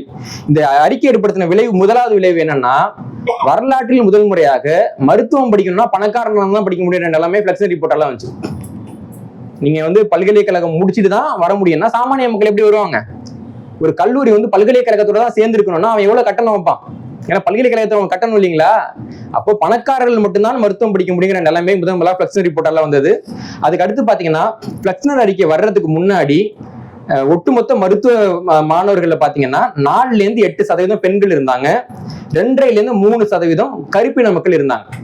நீங்க பாத்தீங்கன்னா இந்த பிளக்ஸ்னர் அறிக்கை அந்த இவங்க ஆய்வுக்கு போன அந்த கல்லூரிகள்ல Harvard university college of medicine, Meharry medical college, Leonard medical school, Flint medical college, Louisville national medical college, Knoxville medical college, university of West Tennessee அப்படின்னு 7 கல்லூரிகள்ல கருப்பின மக்கள் மருத்துவம் படிச்சுட்டு இருந்தாங்க இந்த அறிக்கை வர்றதுக்கு முன்னாடி. ஆனா இந்த அறிக்கை வந்த பின்னாடி என்ன ஆச்சுன்னா, அடுத்த 15 ஆண்டுகள்ல அந்த 7 கல்லூரிகள் வெறும் 2 கல்லூரிகளாக குறைக்கப்பட்டன. ஏன்னா பிளக்ஸ்னர் ரிப்போர்ட் மிக முக்கியமான நோக்கத்துல ஒண்ணு என்னன்னா, கருப்பின மக்கள் மருத்துவம் படிக்க கூடாது. பெண் மருத்துவர்கள் சொல்றோம் இல்லைங்களா, ஆண் மருத்துவம் பார்க்கறது பெண் மருத்துவம் பார்க்கறதுக்கும் ஒரு பெரிய வேறுபாடு இருக்கு. நான் ஏற்கனவே சொன்னேன் உங்களுக்கு, ஒரு காலகட்டத்துல ஐரோப்பாவில ஒரு பெண் வந்து எழுத படிக்க செஞ்சாங்கன்னாலே அவங்க சூனியக்காரின்னு கொண்டு போய் கொளுத்திடுவாங்கன்னு. அப்போ பெண்களுக்கு மருத்துவர் ஆகணும்னு ஆசை இருக்கும். மிக குறிப்பாக ஒரு பொண்ணு இருப்பாங்க, அவங்க இன்னொரு பெண் வந்துட்டு பிரசவத்துக்கு கஷ்டப்படுறத பார்ப்பாங்க. பிரசவத்துக்கு கஷ்டப்படுற பெண்களுக்கு வந்து ஆண்கள் மட்டும்தான் மருத்துவர். மகாராணி விக்டோரியாவா இருந்தா கூட ஆம்பளை தான் பிரசவம் பார்க்கணும். பெண்களுக்கு இயல்பா கூச்ச சுபாவம் இருக்கும். கூச்சத்தை கடந்துதான் அவங்க பிரசவத்துக்கு போகணும்.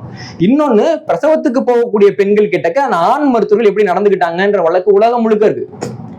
உலகம் முழுக்க இருக்கு. ஒரு திரைப்படமா கூட எடுத்திருக்காங்க. ஐஎக்யூஸ்னு ஒரு படம் கூட எடுத்திருக்காங்க.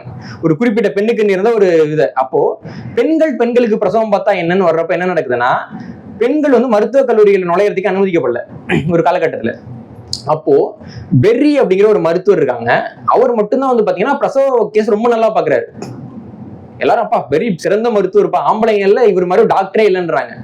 அவர் வாழ்ந்து ஒரு 60 வயசுக்கு மேல செத்து போறாங்க. பெர்ரி செத்து போன பின்னாடி அவங்களுடைய உடம்பு எடுத்து போஸ்ட்மார்ட்டம் பண்றப்பதான் தெரிய வருது அவங்க வந்துட்டு ஒரு ஆண் கிடையாது, பெண். பெண்களுக்கு மகப்பேறு அறுவை சிகிச்சை பண்ணணுங்கிறதுக்காக தனது பாலின அடையாளத்தை மறைச்சுக்கிட்டு அவங்க 60 ஆண்டுக்கும் மேலாக ஆணாக நடித்து மருத்துவம் பார்த்தாங்க. அப்போ ஒரு பெண் வந்து மருத்துவர் ஆகிறது அவளை எழுதி கிடையாது. அப்போ அந்த காலகட்டத்துல இவ்வளவு சோதனையெல்லாம் தாண்டி ஒரு 4-8% பெண்கள் வந்து மருத்துவக் கல்லூரிக்கு அப்பதான் வந்திருக்கிறாங்க. பிளக்ஸ்னர் ரிப்போர்ட் என்ன சொல்லுதுன்னா, பெண்கள் மருத்துவம் படிக்க தகுதி இல்லாதவர்கள் வெளில துரத்துங்க. முற்போக்கு அறிக்கை. அந்த பிளக்ஸ்னர் ரிப்போர்ட்டால தான் இன்னைக்கு நம்ம வந்து எல்லாம் படிச்சு யோசிச்சு பாருங்க எவ்வளவு மோசமான அறிக்கை அப்படின்னு பாருங்க.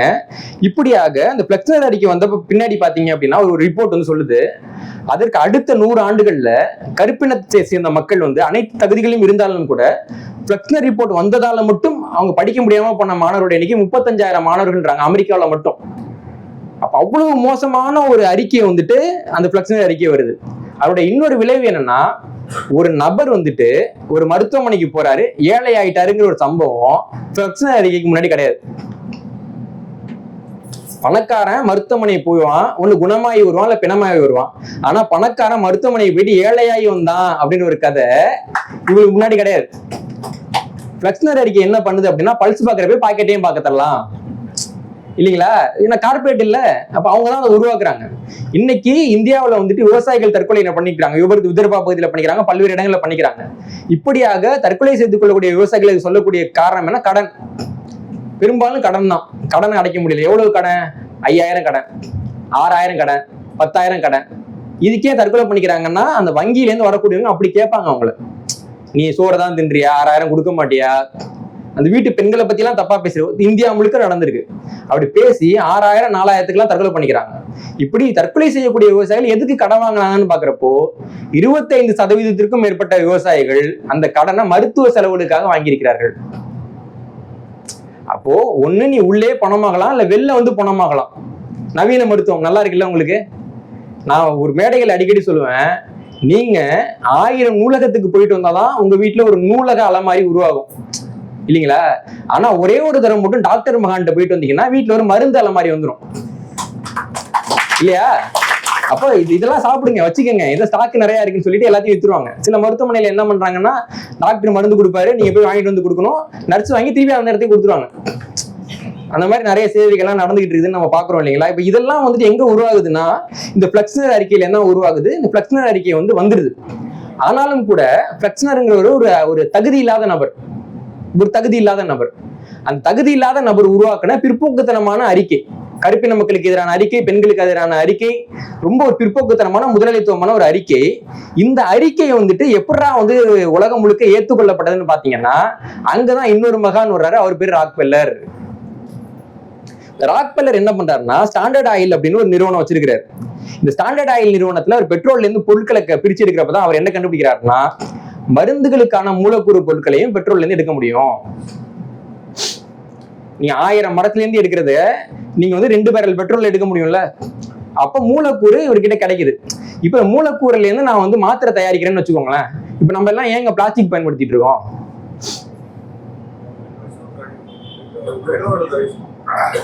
நம்ம பயன்படுத்தல, ஏன்னா அவங்களுக்கு அந்த கழிவு கொட்டுறதுக்கு வேற இடம் கிடைக்கல. ஏன் தார் ரோட்ல பயன்படுத்துறோம்? சாலை உருவாக்குறதுக்கு அவ்வளவு வழி இருக்குல்ல. ஏன் தார் சாலை? ஏன்னா பெட்ரோல்ல தார் தான் நிறைய கழிவா வரும். இது எங்க கொண்டு போய் கொட்டுறது? நம்ம தலையில தான் கொட்டணும்.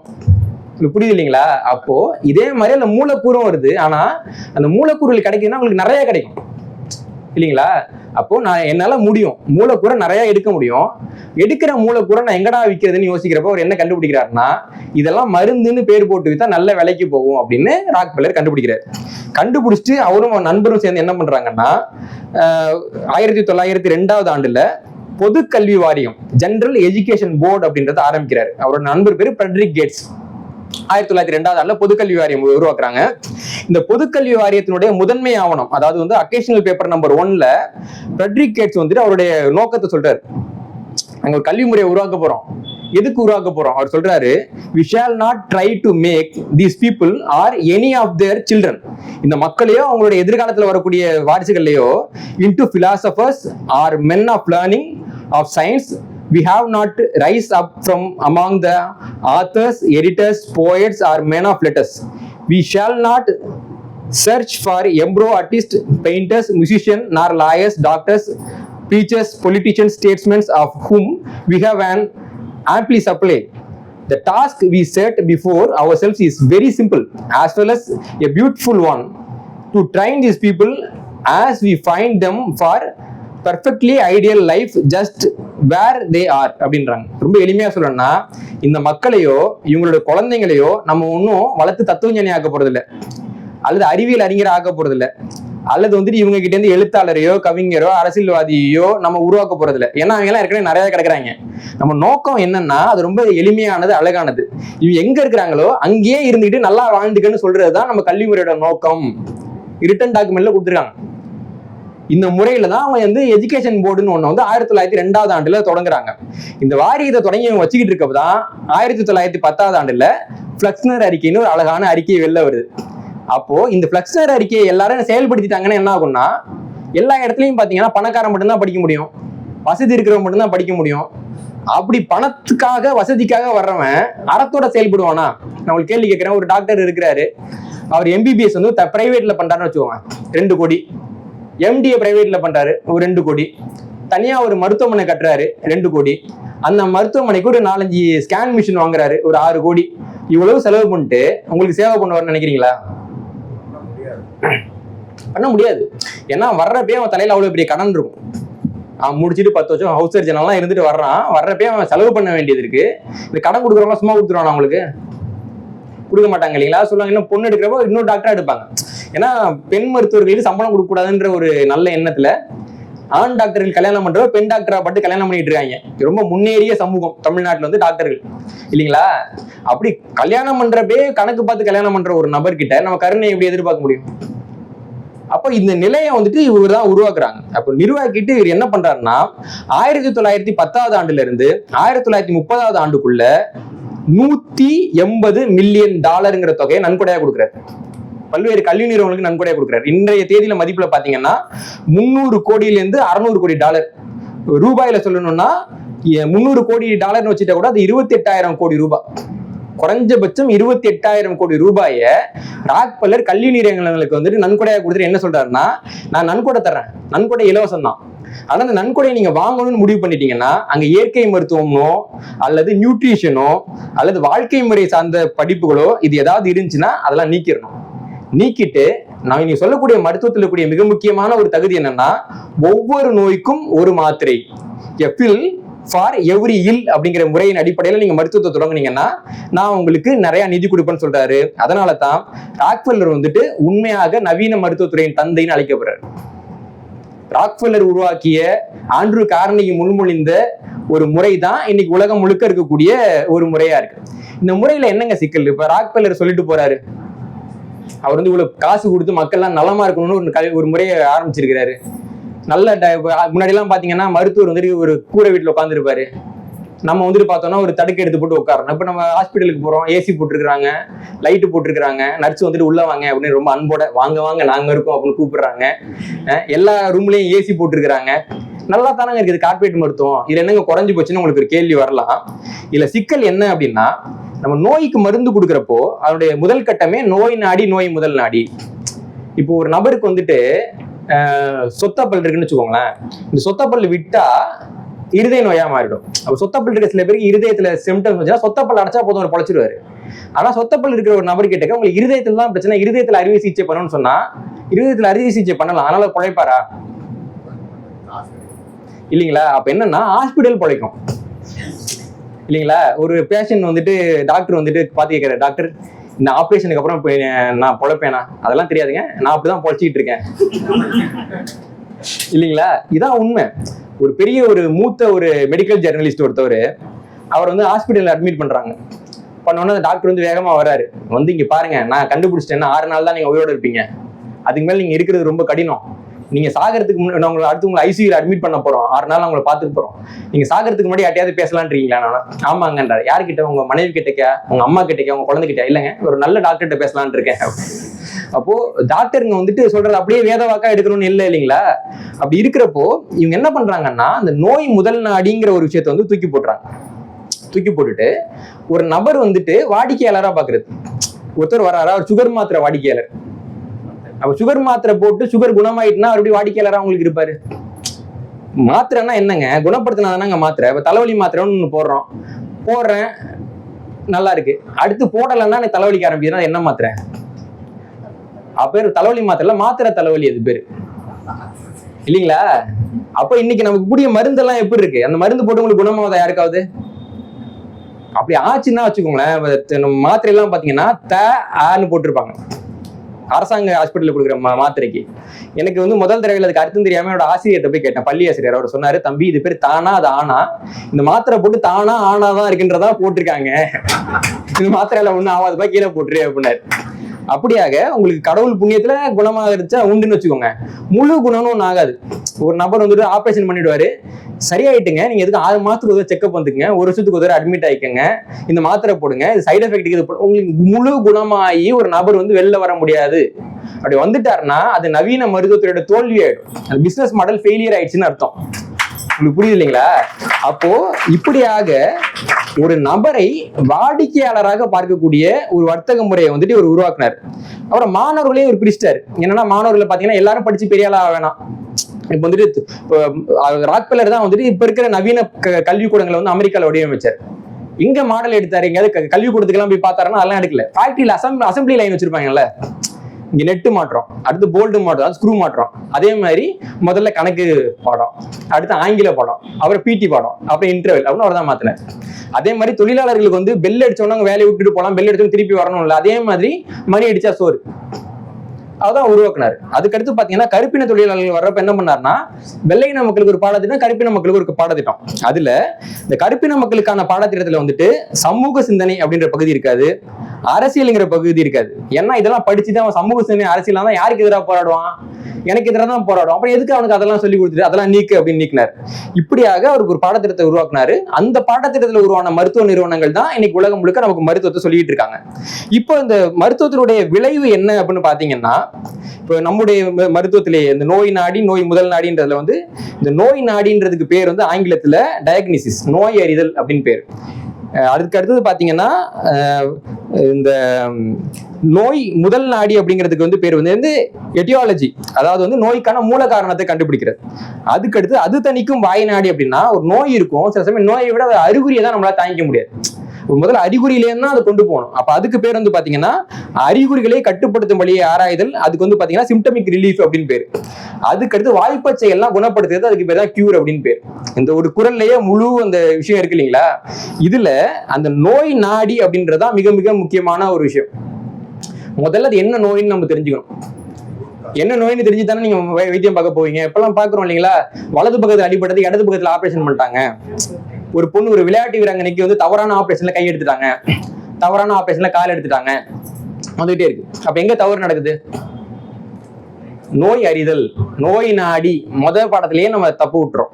இப்ப இந்த நவீன மருத்துவ முறையில என்ன பாத்தீங்க அப்படின்னா, ஒரு ஒட்டுமொத்த மருத்துவ செலவுல இந்த நோயை தெரிஞ்சுக்கிறதுக்கு எவ்வளவு செலவு செய்யப்படுதுன்னு நினைக்கிறீங்க?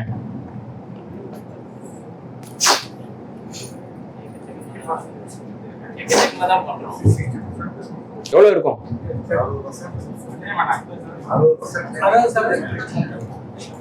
3-5.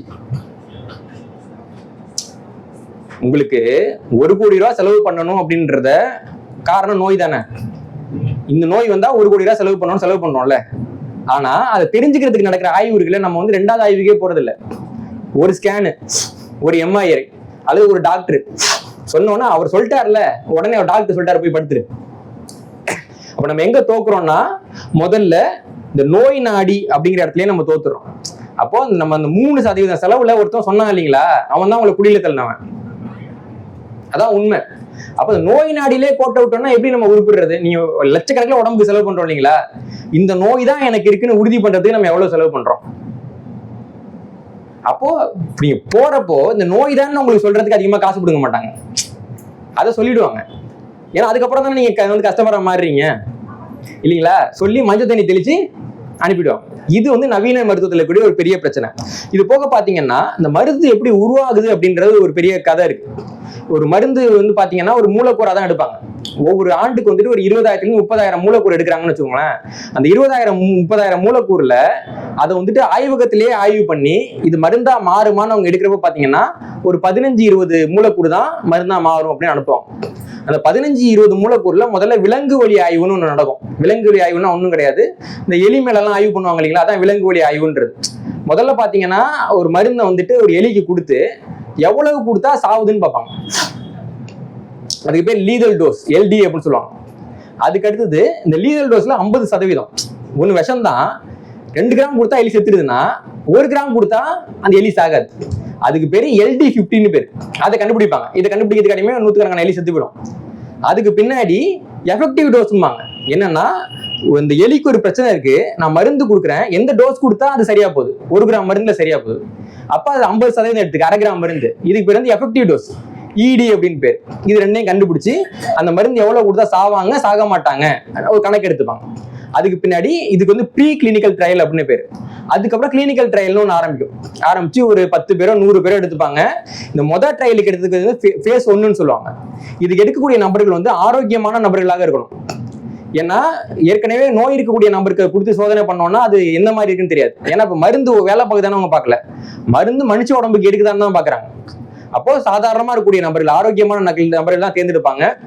பொதுவா பெண்களை தேர்ந்தெடுக்க மாட்டாங்க. தேர்ந்தெடுத்தா 45 வயதுக்கு மேற்பட்ட பெண்கள் தான் தேர்ந்தெடுப்பாங்க. ஏன்னா அவங்க உடம்புல ஹார்மோன் நிறைய இருக்கும் 45 வயசு வரைக்கும்.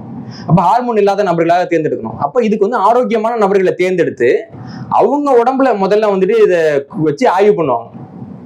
லீத்தல் டோஸ் அந்த இதெல்லாம் கொடுத்து ஆய்வு பண்ணுவாங்க. அதுக்கப்புறம் பாத்தீங்கன்னா ஃபேஸ் 2 அப்படின்னு ஒன்று இருக்கும். அதுலயும் வந்து பாத்தீங்கன்னா ஒரு ஆய்வு நடக்கும். அப்புறம் ஃபேஸ் 3ன்னு ஒன்று நடக்கும், அதுல ஒரு ஆய்வு நடக்கும். இதெல்லாம் முடிஞ்ச பின்னாடிதான் வந்துட்டு மருந்துன்றது வந்துட்டு வெளில வருது. இதான் அந்த மருத்துவத்தினுடைய வரலாறா இருக்குது. இதுல அந்த ஃபேஸ் 1 ரிசர்ச் இருக்குல்ல, அதுக்கு வாலண்டியரா போடுறதுக்கு வந்துட்டு அறிவு இருக்கிறவங்க கொஞ்சம் யோசிப்பாங்க இல்லைங்களா. வாலண்டியரா போறவங்க இருக்கிறாங்க, இருந்தாலும் அது வந்து உடல் நலத்துக்கு எதிரானதுங்கிற ஒரு பயம் வந்து அந்த ஃபேஸ் 1ல இருக்கிறவங்களுக்கு இருக்கும். அப்படி இருக்கிறப்போ டெல்லியில இருக்கிற எய்ம்ஸ் மருத்துவமனையில ஒரு ரிசர்ச் வந்து நடந்தது. ஃபேஸ் 1 ரிசர்ச் நடந்தது. 1000க்கும் மேற்பட்ட நபர்கள் மேல நடந்தது. இதுல என்ன நம்ம கவனிக்க வேண்டிய செய்தின்னா, இப்படியாக இந்த ட்ரையல்ல வந்து ஈடுபட்டவங்க எல்லாருமே குழந்தைங்க. 40க்கும் மேற்பட்ட குழந்தைங்க டெல்லி எய்ம்ஸ் மருத்துவமனையில இறந்து போனாங்க. இறந்து போன பின்னாடிதான் வந்துட்டு RTIல உங்களுக்கு என்னென்ன மருந்தெல்லாம் கொடுத்தீங்கன்னு லிஸ்ட் எடுக்கிறப்போ அதுல சில மருந்துகள் 18 வயதுக்கு மேற்பட்டோருக்கு மட்டுமே கொடுக்கப்பட வேண்டிய மருந்துகள்.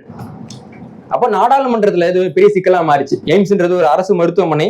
அந்த மருத்துவமனையில எப்படி நீங்க குழந்தைங்களுக்கு இப்படி கொடுக்குறீங்க அப்படின்னு கேட்டப்போ விவரங்கள்லாம் வெளில வர ஆரம்பிச்சிச்சு. 4142 குழந்தைகளுக்கு ஆய்வு செய்யப்பட்டது. அந்த குழந்தைகள் மேல 42 விதமான சோதனைகள் செய்யப்பட்டன குழந்தைங்க மேல. இந்த சோதனைகள்ல மொத்தமா வந்து 49 குழந்தைகள் இறந்து போனார்கள். ஆனா நாடாளுமன்றத்துல அவங்க என்ன பதில் சொன்னாங்கன்னா, இந்த குழந்தைங்க எல்லாம் ஏற்கனவே உடம்பு சரியில்லைன்னா ஹாஸ்பிட்டலுக்கு வந்திருந்தாங்க. அப்ப இவங்க ஆரோக்கியமான குழந்தைங்க கிடையாது. இவங்கள வெறும் 1.8% குழந்தைங்க தான் செத்து போனாங்க. அதனால இவங்க வந்து அந்த ஆய்வுனால செத்து போனாங்கன்னு சொல்ல முடியாதுன்னு சொல்லிட்டாங்க. இதுல எந்த மருத்துவருக்கும் பெருசா தண்டனை விதிக்கப்படவில்லை. இந்த சம்பவம் நடந்தது இப்பதான் 2006ஆவது ஆண்டுல நடந்தது, ஜனவரி 1ஆம் தேதி. இப்ப டெல்லியில நடந்த ஒரு சம்பவம். அப்ப இந்த குழந்தைகளோட பெற்றோர்கிட்ட அனுமதி வாங்கிட்டீங்கன்னா அவங்க பேப்பர் கொடுத்தாங்க, நான் கையெழுத்து போட்டு கொடுத்தோம், என்னன்றது பார்க்கல. டெல்லியில நடந்தது. இது வந்து முதல் தரமான ஒரு பிரச்சனையா இருக்கு. அப்புறம் பாத்தீங்கன்னா இந்தூர் அரசு மருத்துவமனையில 2000 ஆரோக்கியமான குழந்தைகள் கிட்ட புற்றுநோய், ஆஸ்துமா, இதய நோய், போலியோ மற்றும் கருப்பை புற்றுநோய்க்கான ஆய்வு நடந்ததுன்றது கண்டுபிடிக்கப்பட்டது. மத்திய பிரதேசத்துல பொருளாதார குற்றப்பிரிவை சேர்ந்தவங்க வந்துட்டு மருத்துவருடைய வருவாய் வந்து 2010க்குள்ள நிறைய அதிகரிச்சிருக்குன்றதை கண்டுபிடிச்சாங்க. பணம் வந்திருக்குன்னா எங்கேருந்து வந்திருக்குன்னு ஆய்வு பண்றப்போ 3307 பேர் மேல சட்டவிரோதமாக மருத்துவ ஆய்வுகள் நடத்தி தான் இந்த பணத்தை அவங்க சம்பாதிச்சாங்க அப்படின்றது வந்து கண்டுபிடிக்கப்பட்டது. அதுக்கு பின்னாடி என்ன நடந்ததுன்னா, மத்திய அரசாங்கம் புதிய மருந்துகள் மற்றும் மருத்துவ பரிசோதனை விதிகள் அப்படின்னு ஒரு விதியை கொண்டு வந்தாங்க. ஆனா இந்த பரிசோதனையில ஈடுபட்டாங்கல்ல அந்த மருத்துவர்கள் மேல பெரிய நடவடிக்கைகள் எதுவும் எடுக்கப்படவில்லை. இப்படிதான் அது நடந்துகிட்டு இருக்கு. இது பாத்தீங்கன்னா இப்போ மருத்துவர்கள் அப்படின்னு நம்ம நினைச்சோம்னா வந்துட்டு அவங்க வந்து நல்லவங்க, நம்ம வந்து 200 ரூபாய் ஃபீஸ் கொடுக்குறோம்ல, அந்த ஃபீஸை வச்சுதான் மருத்துவர் வந்து அவ்வளவு பெரிய ஹாஸ்பிட்டலுக்கு வந்து வாடகை கட்டுறாருன்னு நம்ம நினைச்சுக்கிட்டு இருக்கோம். அப்போ இந்த மேற்கண்ட மருத்துவர்கள் இருக்காங்கல்ல, இவங்க எல்லாம் எதுக்கு செலவு பண்ணாங்க? இதே இந்தூர்ல சில மருத்துவர் வந்து இன்கம் டாக்ஸ் ஃபைல் பண்றாங்க. என்ன ஃபைல் பண்றாங்கன்னா, நாங்க பல்வேறு நபர்கள் வந்து மருத்துவ ஆய்வுக்கு உட்படுத்தினதுக்கு கமிஷன் பணம் வாங்கணும், அதனால எனக்கு இந்த வருஷம் 65 லட்சம் வந்துச்சு, 75 லட்சம் வந்துச்சு, 95 லட்சம் வந்துச்சு. இன்கம் டாக்ஸ் அவன் ஃபைல் பண்றான்.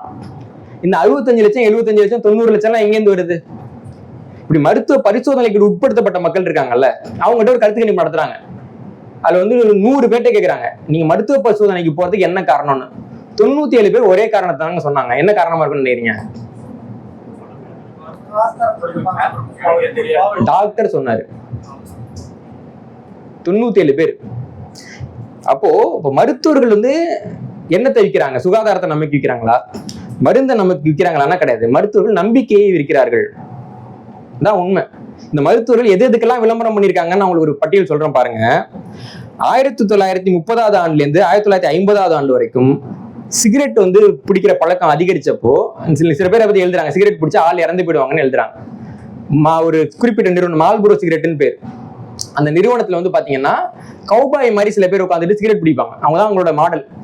ஊரா அவங்களை கூட்டு போயிட்டு சிகரெட் பிடிக்க வச்சு காமிப்பாங்க.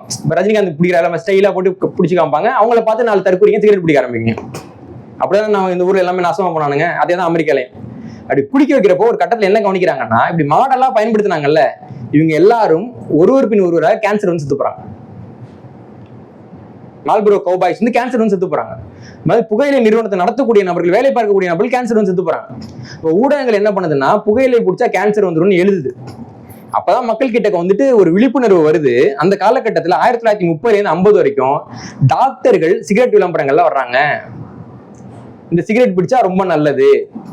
இன்னும் பாத்தீங்கன்னா ஒரு கேமல் அப்படின்னு ஒரு சிகரெட் பிராண்ட் இருக்கு. அதோட விளம்பரம் என்னன்னா, மோர் டாக்டர்ஸ் ஸ்மோக் கேமல்ஸ்.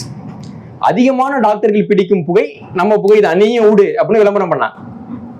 நீங்க ஒரு இந்த DC காமிக்ஸ்ல வந்துட்டு பாத்தீங்கன்னா, ஒரு பொண்ணு சிகரெட் பிடிச்சிட்டு இருப்பா. சூப்பர்மேன் பேட்மேன்லாம் வந்து பேசிட்டு போறப்போ, சிகரெட் பிடிக்காதீங்க உடம்புக்கு கெடுதல் அப்படிம்பாங்க. உடனே அந்த பொண்ணு சொல்லுவா, என் டாக்டர் பிடிக்கிறேன், அதனாலதான் என் டாக்டர் பிடிக்கிற அதே பிராண்டை நான் பிடிக்கிறேன். அப்போ டாக்டர்கள் வந்து மருந்து மட்டும் வைக்கல, சிகரெட் வித்தாங்க. அது பின்னாடி பாத்தீங்கன்னா கொக்கைன் ஹெராயின் அப்படின்னா என்னன்னு எல்லாருக்கும் தெரியும்ல. இங்க தெரியாதவங்க தமிழ்நாட்டுல யாராவது இருக்காங்களா? பெருசா இல்ல. ஆனா ஒரு காலகட்டத்துல பாத்தீங்கன்னா 19ஆம் நூற்றாண்டுடைய பிற்பகுதியில இந்த கொக்கைன் ஹெராயின்லாம் வச்சு ஒரு மருந்து தயாரிச்சு, இந்த மருந்து வந்து காப் சிரப்பு குழந்தைங்களுக்கு கொடுங்க, பல்வலி இருந்தா கொடுங்க அப்படின்னு சொல்லிட்டு இந்த மருத்துவர்கள் கொக்கைனே ஹெராயினே காப் சிரப்பா எழுதி கொடுத்துருக்காங்க. மருத்துவர்கள் பண்ணது. அது போக பாத்தீங்கன்னா சில பானங்கள்ல வந்துட்டு குழந்தைங்களுக்கான பானங்கள்ல எவ்வளவு சர்க்கரை இருக்கணும், எவ்வளவு மாவு சத்து இருக்கணும் லிஸ்ட் இருக்கு. அதை தாண்டி சில பானங்கள் இருக்கும். ரொம்ப இல்ல, சில பேர் வீட்டுல உங்க குழந்தைங்க வந்து ராத்திரி தூங்காம விளையாண்டுட்டே இருக்காங்களா? இந்த பிரச்சனை எல்லாரும் வீட்லயும் இருக்குல்ல. ரொம்ப எளிமையா சொல்றேன், 7 மணிக்கு மேல பாலோ காஃபியோ ஏதாவது கொடுக்குற மாதிரி இருந்தாலும் சர்க்கரை போட்டு கொடுக்காதீங்க. உங்க குழந்தை போய் தூங்கிடும். அப்ப சர்க்கரை கொடுக்குறப்ப அந்த குழந்தைங்க ரொம்ப உற்சாகமா இருக்கிற மாதிரி நமக்கு தோணுது. சர்க்கரை உடனோட இயல்பு அது. நமக்கு கொஞ்சம் டல்லா இருந்தாலும் ஒரு சாக்லேட் வாயில போட்டுக்க அப்படின்னு சொல்றதுக்கான காரணம் அதுதான். இப்போ அந்த அதீதமா சர்க்கரை குடிக்கிறப்ப அப்ப நல்லா இருக்கும். பின்னாடி என்ன ஆகும்னா, சர்க்கரையும் மாவும் செரிக்காம அந்த குழந்தைங்களுக்கு வந்துட்டு சர்க்கரை நோயும் வேறு சில வியாதிகளும் வந்துச்சு. அப்போ இதெல்லாம் வந்துட்டு குழந்தைங்களுக்கு குழந்தை நல மருத்துவர் எழுதி கொடுத்தது. உங்க குழந்தை ஊட்டச்சத்தா இருக்கணுமா, இதெல்லாம் சாப்பிடுங்கன்னு எழுதி கொடுத்து அதன் மூலம் சர்க்கரை நோய் வந்திருக்குது குழந்தைகளுக்கு. இது அது போக பாத்தீங்கன்னா ரேடியம் அப்படின்னு ஒரு உலகம் கண்டுபிடிச்சாங்க. நல்லா ஒளிரக்கூடிய உலகம். ஆரம்ப காலகட்டத்தில் ரேடியம்னா என்னன்னு தெரியல. அப்ப என்னன்னா, இப்போ வந்துட்டு இந்த மின்காந்த மோசடி எல்லாம் நடக்கிற மாதிரி ரேடியம் வாட்டர்னு ஒரு மோசடி நடந்தது. தண்ணியை வந்து ரேடியத்துக்கு கூட வச்சுட்டு அந்த தண்ணி வந்து அவ என்ன இதில் பயன்படுத்துறதுன்றப்போ சில மருத்துவர்கள் என்ன சொன்னாங்கன்னா, இது வந்துட்டு ஒரு அழகு சாதன பொருள், ரேடியம் கலந்த நீரை வந்து நீங்க குளிங்க, உங்க மூஞ்சி பலன்னு ஆயிடும்னாங்க. நிறைய பேர் கேன்சர் வந்து செத்து போனாங்க. இது நடந்திருக்குது. இது போக பாத்தீங்கன்னா தமிழ்நாட்டுல சக்கரை நோய் வந்துச்சு. தமிழ்நாட்டுல நீங்க டாக்டரை பார்த்து நீங்க சக்கரை வியாதி இருக்குன்னு சொன்னா என்ன சொன்னாங்கன்னா, போய் சப்பாத்தி சாப்பிடுங்க, சப்பாத்தி சாப்பிட்டீங்கன்னா சக்கரை நோய் குறையும். வட இந்தியாவில இருந்து சக்கரை நோய் இல்லையான்னு 3 வேளையும் சப்பாத்தி தானே தின்றான். அப்ப அவங்க எடுத்து பார்த்தா அவங்க கிட்ட அதே டாக்டர் என்ன சொல்லியிருக்காங்கன்னா, அரிசி சாப்பிடுங்க குறையும். உண்மைங்க. ஏன்னா நம்ம ஊர்ல கோதுமை வைக்க முடியாது, அவங்க ஊர்ல அரிசி வைக்க முடியாது. எப்படி மார்க்கெட்டை பிடிக்கிறது?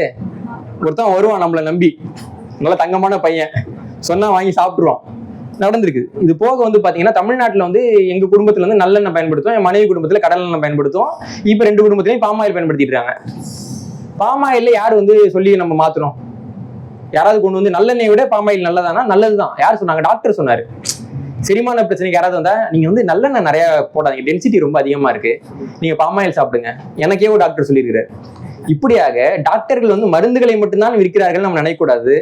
டாக்டர்கள் நம்பிக்கைகளை விற்கிறார்கள். அதற்காகவே அவர்கள் பல கோடி ரூபாய் செலவு செய்து தயார்படுத்தப்படுகிறார்கள். அதற்கு காரணம் இன்றைக்கு இருக்கக்கூடிய மருத்துவம்ங்கிறது கார்பரேட்டால உருவாக்கக்கூடிய ஒரு மருத்துவமா இருக்கு. இப்போ சில நேரம் வந்து டாக்டர்கள் வந்து அவங்க தெரிஞ்சு பண்ணுவாங்க, சில நேரத்தை அவங்கள வச்சு பண்ணிடுவாங்க. உதாரணம் சொன்னா 1916ஆம் ஆண்டுல நியூயார்க்கு பக்கத்துல கோனின்னு ஒரு தீவு இருக்கு. அங்க நாதன் ஹான்வர்க்கர் அப்படிங்கிறவர் வந்து ஒரு கடையை போறாரு. ஹாட் டாக்னு கேள்விப்பட்டீங்களா? அமெரிக்கால அது இறைச்சி வாங்கறதுக்கு வசதி இல்லாத மக்களுக்கு என்ன பண்ணுவாங்கன்னா, இறைச்சியில வந்து மீதம் போனதெல்லாம் இருக்கும்ல, அதெல்லாம் ஒன்னா போட்டு அரைச்சி அதே வந்து ஒரு பெரிய பீஸா மாத்திடுவாங்க. அதுக்கு பேர் ஹாட் டாக்னு பேர். கேட்கறதுக்கே சில பேருக்கு ஒரு மாதிரி இருக்கு இல்லைங்களா? இதை மனுஷன் வாயில திணிச்சாகணும். இவர் வந்து என்ன பண்ணாருன்னா, இந்த நாதன் வந்துட்டு ஹாட் டாக் கடை ஒன்று போடுறாரு. ஹாட் டாக்கோட விலை வந்து வெறும் 5 சென்ட் தான்.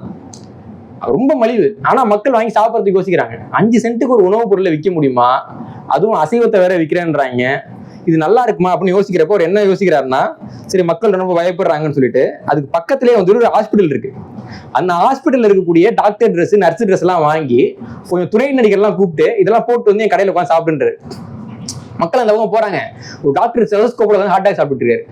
அடுத்த நாள் போறாங்க, ஒரு நர்ஸ் வந்து எனக்கு இன்னொரு ஹாட் டாக் கொடு அப்படின்னு கேட்கறாங்க. அவன் மக்கள் என்ன நம்புறாங்கன்னா ஆரோக்கியமானது போல இருக்கு அப்படி நம்பி அந்த கடை வந்துட்டு அந்த இடத்துலயே ரொம்ப பிரபலமான கடையா, நாதன்ஸ் ஃபேமஸ்னு ஒரு பெரிய கடையா மாறிச்சு.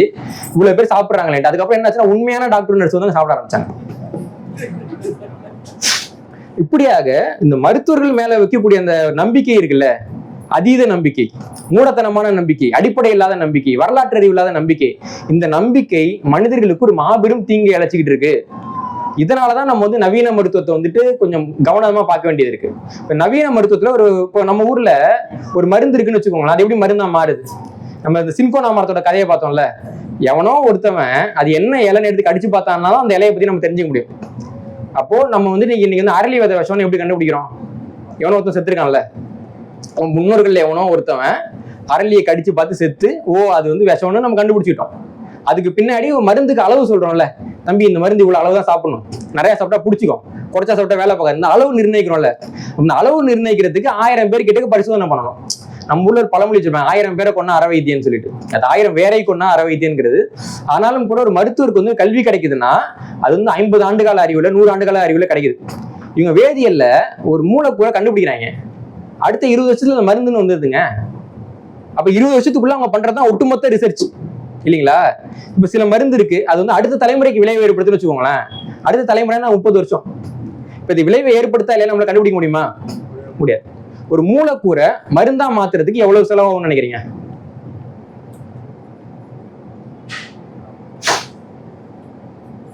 இன்னைக்கு மதிப்புல 11,000 கோடியில இருந்து 22,000 கோடி சராசரியா. ஒரு மூலக்கூறை எத்தனை வருஷம் ஆகும்? 20 வருஷம் ஆகும். இப்ப நான் மூலக்கூறு கண்டுபிடிக்கிறேன் அப்படின்னா 30,000 மூலக்கூறு கண்டுபிடிப்பேன். அதுல 5 மூலக்கூறு தான் மருந்தா வரும். 20 வருஷம் கழிச்சு தான் வரும். வர்றப்போ அந்த மருந்து தலையில ஒவ்வொரு மருந்து தலையிலையும் 22,000 கோடி ரூபாய் இருக்கும்.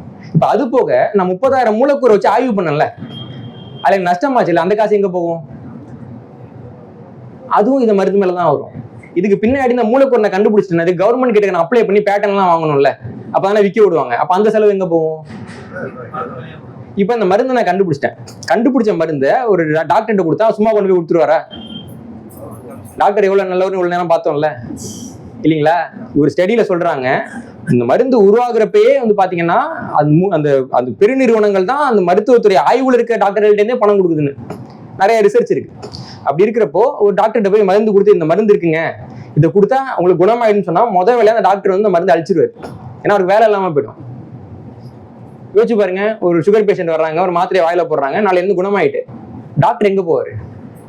பக்கத்துல புதுசா கிளினிக் கட்டிட்டு இருக்காரு, பையனுக்கு பொண்ணு பார்த்துட்டு இருக்காரு, இவ்வளவு பேருக்கு சம்பளம் கொடுக்கணும். உங்களுக்கு சிக்கல் புரியுது இல்லைங்களா? அப்போ என்னன்னா இதெல்லாம் சேர்ந்து ஒரு மருந்து விற்கிறப்போ ஒரு புது மருந்து 50,000 கோடி ரூபாய்க்கு மேல பணத்தை எடுத்துச்சுன்னா தான் லாபமே வரும். இதுல ஒரு சின்ன நல்ல விஷயம் என்னன்னா, ஜென்ரிக் மெடிசன் சொல்லுவாங்க. 20 ஆண்டு ஒரு நிறுவனத்துக்கு நாங்க வந்துட்டு காப்பிரைட் கொடுத்துருக்கோம். 20 ஆண்டா அந்த நிறுவனம் வந்து அந்த மருந்து உற்பத்தி பண்ணிக்கிட்டே இருக்குன்னு வச்சுக்கோங்களேன். 21வது ஆண்டுல அந்த காப்பிரைட் முடிஞ்சிடும். அப்ப இன்னொரு நிறுவனம் வந்து ஒரு புது மருந்தை உருவாக்கி அதே முறையில, ஏன்னா காப்பிரைட் முடிஞ்ச முறை இல்லைங்களா, உருவாக்கி ஏற்கனவே இருக்கிற மருந்தோட ஒரு 80% இது வந்து பொருந்தி போகுது, சரியா இருக்குன்னு நிரூபிச்சுட்டாங்கனாலே அந்த புது மருந்துக்கு வந்து காப்புரிமை கொடுத்துருவாங்க. இது காப்புரிமை சட்டத்துல இருக்கக்கூடியது. அப்ப இப்படி வரக்கூடிய மருந்து தான் நம்ம ஜென்ரிக் மருந்து அப்படின்னு சொல்றோம். 2 நாள் முன்னாடி பாத்தீங்கன்னா அமெரிக்காவை சேர்ந்து விக்டோரியாங்கிற ஒரு பெண், அவங்க வந்து உடம்பு சரியில்லைன்னு ஒரு டாக்டர்கிட்ட போய் மருந்து கேட்கறாங்க. டாக்டர் எழுதி கொடுக்குறாரு. மெடிக்கல் ஷாப்புக்கு போனா அந்த மருந்தோட விலை $1000. இன்னைக்கு 95,000 ரூபான்னு சொல்றாங்க. அவங்க கிட்ட காசு இல்லை. உடனே வந்துட்டு அவங்களுடைய இன்சூரன்ஸ் அப்ளை பண்றப்ப இன்சூரன்ஸ் என்ன சொல்லுதுன்னா, இந்த நோய்க்கு இவ்வளவு செலவுக்கு மருந்து வாங்கக்கூடாது, நாங்க வந்து அலோவ் பண்ண மாட்டோம்ன்றாங்க. அப்ப இன்னொரு டாக்டர் கிட்ட அவங்க கன்சல்டிங் போறப்ப அவர் என்ன சொல்றாருன்னா, அப்ப நீங்க வந்துட்டு அமெரிக்காவில மருந்து வாங்காதீங்க, இந்த மருந்தை நீங்க கனடால இருக்கிற மருத்துவத்தை கேட்டு பாருங்கன்றாங்க. அப்ப கனடால இருக்க மருத்துவத்தை கேட்கிறப்ப அந்த கனடா மருத்துவர் இந்தியாவை சேர்ந்த ஒரு நிறுவனத்துக்கிட்ட அதே மருந்தோட ஜென்ரிக் மருந்தை வாங்குறாரு. அந்த மருந்தோட விலை வெறும் $25. அப்ப $25 அந்த மருந்து தயாரிக்கிறதுக்கான செலவுன்னு வச்சுக்கோங்களேன். $25 போக மிச்சம் இருக்கக்கூடிய $975 எதுக்கு அப்படின்னு பாத்தீங்கன்னா, இவர் ஆரம்பத்துல இருந்து 20 வருஷமா உழைச்சாருல, அதுக்கு நீங்க கொடுக்கக்கூடிய நன்கொடை. சரி, அப்ப அந்த $25 மருந்து எல்லாம் வாங்க வேண்டியது தானே அப்படின்னா, நமக்கு தான் ஒரு நல்ல பழக்கம் இருக்கே, எது நிறைய விளம்பரம் போடுறாங்களோ அதானே போய் வாங்குவோம் இல்லைங்களா? நமக்கு தேவை வந்துட்டு கைராசி டாக்டர், கைராசி மருந்து. அப்ப என்ன, நம்மளே வந்து விலை கொடுத்து வாங்க வேண்டியது. இது போக இன்னும் சில சிக்கல்கள் இருக்கு. என்னன்னா, ஒரு நிறுவனம் இருக்கு, 20 வருஷமா ஒரு மருந்தை வச்சு வித்துட்டு இருக்கான். திடீர்னு காப்புரிமை போறப்ப என்ன பண்ணுவான்? அவனுக்கு புது மருந்து வேணும் இல்லைங்களா? அப்போ இந்த 20 ஆண்டுக்குள்ளதான் அவங்க அந்த காசை மொத்தமா எடுத்தாங்க. அப்ப என்ன பண்ணுவாங்கன்னா, அதுக்கு 2 விதமான விஷயத்த பண்றாங்க. ஒண்ணு, நோயாளிகளை அதிகரிப்பது, இல்ல அப்படின்னா நோயை உருவாக்குறது. அது எப்படிங்க நோயாளிகளை அதிகரிப்பாங்க? நான் கேட்கிறேன், 1977க்கு முன்னாடி ஒருத்தருக்கு சக்கரை நோயின்னு எப்படி சொல்லுவாங்க? காலைல சாப்பிடாம வாங்க, ஒரு பிளட் டெஸ்ட் எடுத்து பார்த்துருவோம். எடுத்து பார்த்துட்டு அவங்க ரத்தத்துல சக்கரை வந்துட்டு 140 mg அல்லது அதற்கு மேல இருந்துச்சுன்னா தான் 1977 வரைக்கும் அவர் சர்க்கரை நோயாளி. இப்ப நீங்க வந்து சர்க்கரைக்கு டெஸ்ட் எடுக்க போனீங்கன்னா 126 mg இருந்துச்சுனாலே நீங்க சர்க்கரை நோயாளி. 100 mg இருந்துச்சுன்னா என்ன சொல்றாங்கன்னா, நீங்க எதிர்கால சர்க்கரை நோயாளி சொல்றாங்க. நீங்க வந்துட்டு பாத்தீங்கன்னா பொட்டன்ஷியலி, அதனால நீங்க வந்து இதுல இருந்து மருந்து சாப்பிட ஆரம்பிங்க. இது எதிர்காலத்துல சர்க்கரை நோய் வரக்கூடியவங்கன்றது எதுக்கு கணிச்சாங்கன்னா, வராம தடுக்கிறதுக்கு. 100 இருந்துச்சுன்னா வந்துரும். அப்ப நல்ல டாக்டர் என்ன சொல்லணும்னா, உணவு பழக்கத்தை வந்து மாத்திக்கங்க, நேரத்துக்கு தூங்குங்க, உடற்பயிற்சி பண்ணுங்கன்னு சொல்லணும். ஆனா பெரும்பாலான மருத்துவம் என்ன சொல்றாங்கன்னா, இந்த மாத்திரையை சாப்பிடுங்க, அடுத்த வருஷம் அட்மிஷனுக்கு இந்த வருஷம் போட்டுருங்க, நல்ல நாளா போட்டு பண்ணிக்க வேண்டியது தானே. அப்ப என்னன்னா, இந்த நோய்களே சில வித்தியாசம் இருக்கு. சில நோய் வந்து வெளில சொல்றது வந்துட்டு அவமானம், சில நோய் வெளில சொல்றது பெருமை. எனக்கு சுகர் வந்திருக்கு தெரியுமா அப்படி ரொம்ப சந்தோஷமாவும் சொல்லுவாங்க. நடக்குதுங்க. இதே வந்து வெயில்ல நடந்து கொஞ்சம் கருப்பாயிட்டோம்னு வச்சுக்கோங்க, ஐயோ கருப்பாயிட்டு இருந்த மூஞ்சி வெளில எங்க காமிக்கிறதுன்னு தெரியலன்றாங்க. ஐரோப்பாவுக்கு போய் பாத்தீங்கன்னா அத்தனை பேர் வெயில்ல படுத்திருக்கான், டான் ஆயிட்டோம் பாரு, பெருமையா காமிச்சுக்கிறான். நம்ம ஊர்ல என்னன்னா, வெயில்ல போய் மூஞ்சி கருத்துட்டுனா அது அவமானம். சக்கரை நோய் வந்துட்டுனா ரொம்ப சந்தோஷம். எனக்கு சக்கரை நோய் வந்துட்டு 3 men in a boat அப்படின்னு ஒரு கதை இருக்கும். அந்த கதையில பாத்தீங்கன்னா 2 பேரும் உட்காந்துருப்பாங்க. ஒருத்தர் நோயா சொல்லிட்டே இருப்பாரு, எனக்கு பிபி இருக்கு பாரு, இன்னொருத்தர் அப்பாடா எனக்கும் பிபி இருக்கு, எனக்கு சுகர் இருக்கு, அப்பாடா எனக்கும் சுகர் இருக்கு. ஒரு நோய் சொல்லுவாரு, அந்த நோய் பேரே புரியாது, அந்த நோய் நமக்கு இல்லையே அப்படின்னு வருத்தப்பட ஆரம்பிச்சிருவாரு. பணக்காரனுக்கு இருக்கிற நோய் நமக்கு இல்லையே இல்லைங்களா? இப்ப நம்ம எல்லாம் சம்பாதிக்கிறோம்னு வச்சுக்கோங்களேன், நீங்க 1 கோடி சம்பாதிச்சு வைங்க, அந்த 1 கோடியில 10 லட்சம் உங்க பையனுக்கு முழுசா போய் சேர்ந்துட்டு உங்களால உறுதியா சொல்ல முடியுமா? சொல்ல முடியாது இல்லைங்களா? ஆனா நீ சேர்த்து வைக்க சக்கரை இருக்குல்ல, அது போறதுக்கு 50% வாய்ப்பு இருக்கு. அப்ப நம்ம அடுத்த தலைமுறைக்கு வைக்கக்கூடிய செல்வம் என்ன? உடல் நலம். ஆனா நம்ம எந்த செல்வத்து மேல கவனம் செலுத்துறோம்? பணத்து மேல கவனம் செலுத்துறோம். இது காரணம் என்னன்னா, இந்த உளவியல் கட்டமைப்பு. இப்படியாக ஒரு பவுண்டரி இருக்குன்னு வச்சுக்கோங்களேன், அந்த பவுண்டரியை தூக்கி முன்னாடி வச்சிருது. ஒரு பையன் வந்து அடிக்க முடியல, 4 லைனை தூக்கி பக்கத்துல வைக்கின்ற மாதிரி, இதை தாண்டினா ஒரு நபருக்கு இந்த நோய் இருக்குன்னா அந்த பவுண்டரியை சுருக்க வேண்டியது. எல்லாத்தோட பவுண்டரியும் சுருக்கி இருக்காங்க, எண்ணிக்கை அதிகரிக்கும். அப்போ அது வாங்கக்கூடிய மருத்துவ பயனாளிகளுடைய எண்ணிக்கை அதிகரிக்கும். அதுக்கு அடுத்தது பாத்தீங்கன்னா, இல்லாத நோய்க்கு மருந்து. நோயே இல்லை, எப்படிங்க மருந்து தேவை? ஒரு கேள்வி வருது இல்ல. இருக்கிற நோய்க்கு மருந்து கண்டுபிடிக்க முயற்சி பண்றேன், அந்த மருந்து எனக்கு கிடைக்கல, ஆனா எனக்கு ஒரு மருந்து கிடைக்குது. இந்த நோய்க்கு தான் எனக்கு மருந்து கிடைக்கல, ஆனா எனக்கு ஒரு மருந்து கிடைக்குது. ஆனா அந்த நோய்க்கு, அந்த மருந்துக்கான நோய் இல்லை. இதுக்காக நான் அப்படியே மனசை தளர விட்டுறது இல்லைங்களா? இப்ப வீட்டுல வந்து பாத்தீங்கன்னா ஒரு குழம்பு பண்ண முயற்சி பண்ணுவாங்க, கடைசியில ஒரு குழம்பு வரும். என்ன பண்ணுவாங்கன்னா, நம்மளை கூப்பிட்டு கொஞ்சம் ஊத்தி சாப்பிட்டு என்ன குழம்புன்னு சொல்லுங்க அப்படிம்பாங்க. நம்ம சொல்லுவோம், அந்த குழம்பு தான் இது அப்படின்றாங்க. இந்த முறைதான் மருத்துவத்துல பயன்படுத்தப்படுது. நான் ஒரு மருந்தோட வரலாறு சொல்றேன் பாருங்க. 1990ல இருந்து 93 வரைக்கும் மனிதர்களுக்கு வந்து ஒரு மருந்து முயற்சி பண்ணாங்க. என்னன்னா, நமக்கு நெஞ்சு அடைப்பு வர்றப்போ நெஞ்சில இருக்கிற ரத்த நாளங்களை விரிவு பண்ணி அந்த அடைப்பை சரி செய்யக்கூடிய ஒரு மருந்து ஒரு பெரிய நிறுவனம் முயற்சி பண்ணி 3 ஆண்டா ஆய்வு பண்ணி பாக்குறப்போ அந்த மருந்து சரி வரலன்னு தெரியுது. யார் யாருக்கெல்லாம் நெஞ்சடைப்பு இருக்கோ எல்லாரும் கொடுக்குறாங்க, எவனுக்கும் சரியா போல. சரி, சரியா தான் போலியாடா, மாத்திரையை திருப்பி தானா தரமாட்டேன்றானுங்க. ஏன்னா இல்லைங்க, அந்த மாத்திரை சாப்பிட்டா ரொம்ப நல்லா இருக்குன்றாங்க. அடே அப்படி என்னடா மாத்திரைன்னு கேட்டா சொல்றாங்க, இல்லைங்க இந்த அடைப்பு வந்து நெஞ்சுக்கு தான் பயன்படல, வேறு சில விஷயத்துக்கெல்லாம் பயன்படுது அப்படின்னு சொல்லி அந்த மாத்திரையை வந்து திருப்பி தரல. இன்னைக்கு அந்த மாத்திரை உலகத்திலேயே மிக அதிகமாக விற்பனையாகும் மாத்திரைகள்ல ஒண்ணு, அதுக்கு பேர் வயாகரா. அப்போ நோய்க்கு மாத்திரை கிடையாது, மாத்திரை இருக்கு, மாத்திரைக்கு நோய் இல்லைங்களா? இது கேட்கறதுக்கு கொஞ்சம் காமெடியா இருக்கு இல்லைங்களா? ஆனா எல்லா மருந்தோட கதையும் இந்த மாதிரி காமெடியா இல்லை. தாலிடோமைடு அப்படின்னு ஒரு வேதிப்பொருள் இருக்கு. இந்த வேதிப்பொருள் வந்துட்டு வலிப்பு நோய் இருக்கக்கூடியவர்களுக்கு மருந்தாக மாற்றுவதற்காக ஆய்வுகள் நடந்ததுன்னா அந்த ஆய்வுகள்லாம் தோல்வியில முடிஞ்சிட்டு. ஆனா ஒரு ஆய்வு நடந்து முடியுதுனாலே ஒரு 10,000 கோடி ரூபாய்க்கு மேல செலவு பண்ணிட்டாங்கன்னு அர்த்தம். இப்ப தாலிடோமைடை என்ன பண்றது அப்படின்னு வர்றப்போ அவங்க அதனுடைய ஒரு பக்க விளைவை கண்டுபிடிக்கிறாங்க. ஒமட்டல் அது குறைக்குது. தாலிடோமைடு சாப்பிட்டுட்டு நீங்க தொண்டையில ஏதாவது ஒண்ணு வச்சீங்கன்னா உங்களுக்கு வந்து ஒமட்டாது பெருசா. அப்ப என்ன பண்றாங்கன்னா, கருவுற்ற பெண்கள்ல சில பேருக்கு இந்த ஒமட்டல் இருக்கும்ல, அப்போ கருவுற்ற பெண்களுக்கு ஒமட்டல் இருக்குல்ல, அது ஒரு நோய். அந்த நோய்க்கு தாலிடோமைடு தான் மருந்து அப்படின்னு சொல்லி உலகம் முழுக்க வித்தாங்க. இதுல சிறப்பு என்னன்னா, 46 நாடுகளை சேர்ந்த கருவுற்ற பெண்கள் இந்த மருந்து சாப்பிட்டப்போ அவங்களுக்கு குழந்தைங்க கையும் காலும் சரியாக வளராமல் சின்ன கை சின்ன காலோட பிறந்தன.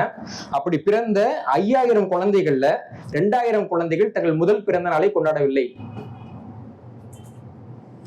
கூகுள் பண்ணி பாருங்க, தாலிடோமைடுன்னு போட்டு பாருங்க.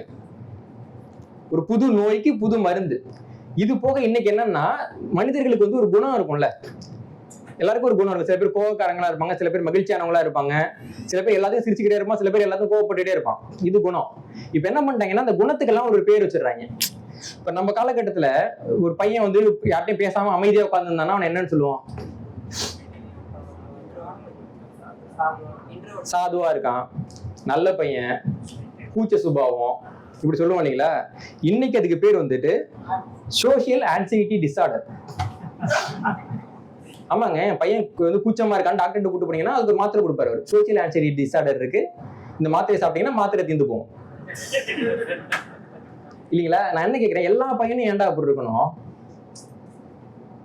தாமஸ் ஆல்வா எடிசன் இருந்தாரு, யார்ட்டையும் பேசுனதே கிடையாது. இருந்தாலும் ரைட் பிரதர்ஸ் இருந்தாங்க, அந்தாலும் யார்ட்டையும் பேசுனது கிடையாது. லியோனார்டோ டா வின்சி இருந்தாரு, அவரையும் யார்ட்டையும் நல்லா பேசினது. ஏன் இப்ப சிஎம்மா இருக்கிற விஜய் கூட யார்ட்டையும் நல்லா பேசுனது கிடையாது. அப்ப எதுக்குடா மாத்திரை, எதுக்குடா சொல்லுவாங்கல்ல, எதுக்குடா பக்கெட்ல தண்ணின்ற மாதிரி, எதுக்குடா அவங்க மாத்திரைன்னா, நாங்க மாத்திரை கண்டுபிடிச்சிட்டோம், விற்கணும், அப்போ நோயே நாங்க பேர் வைக்கிறோம். புரியுதுங்களா உங்களுக்கு? எதுவுமே கிடைக்காட்டி எல்லாத்துக்கும் நோயின்னு பேர் வச்சு இந்த மாத்திரைகள் இவங்களுக்கு கட்டப்படுகின்றன. இது போக பாத்தீங்கன்னா, மருந்துன்றது வந்து முழுக்க மருந்து கிடையாது. நம்ம இயற்கையா ஒரு பொருளை சாப்பிட்றோம்னா அதுல இந்த ரேஷியோல இருக்குல்ல, அப்ப நம்ம வந்துட்டு பெரிய அளவுல பாதிப்பு நமக்கு ஏற்படுத்தாது. ஆனா அந்த மூலக்கூறை மட்டும் நம்ம எடுத்து சாப்பிட்றப்போ அது பக்க விளைவுகளை ஏற்படுத்துவதற்கான வாய்ப்புகள் அதிகம். இப்போ நான் வந்து ஒரு மருந்து ஆய்வு பண்றேன், 20,000 கோடி செலவு பண்ணிட்டேன், 2,000 கோடி செலவு பண்ணிட்டு இருக்கப்போ அதுக்கு ஒரு பக்க விளைவு இருக்குன்னு எனக்கு தெரிய வருதுன்னா நான் வெளில சொல்லவே மாட்டேனா? கண்டிப்பா சொல்ல மாட்டேன். அப்ப அந்த மருந்து என்ன ஆகும்னா அந்த பக்க விளைவோட வெளில வரும். ஆனா என்னன்னா, அதெல்லாம் வச்சிருக்கோம் லீதல் டோஸ் அளவு, ஒரே நாள்ல நீ சாக மாட்டேன். ஆனா தொடர்ச்சியா பயன்படுத்திட்டு இருக்கப்போ ஒரு நாள் இறந்து போயிடுவோம் இல்லைங்களா? இப்போ இந்த உலகத்துல வியாதிகள்னு பட்டியல் போடுறோம் இல்லைங்களா? அதுல ரொம்ப அதிகமான பேர்களை கொள்ளக்கூடிய வியாதிகள் நம்ம பார்த்தோம்னா முதல் இடத்துல இருக்கிறது வந்து இருதய நோய்கள், 2வது இடத்துல இருக்கிறது புற்றுநோய், 3வது இடத்துல இருக்க நோய் என்ன நினைக்கிறீங்க?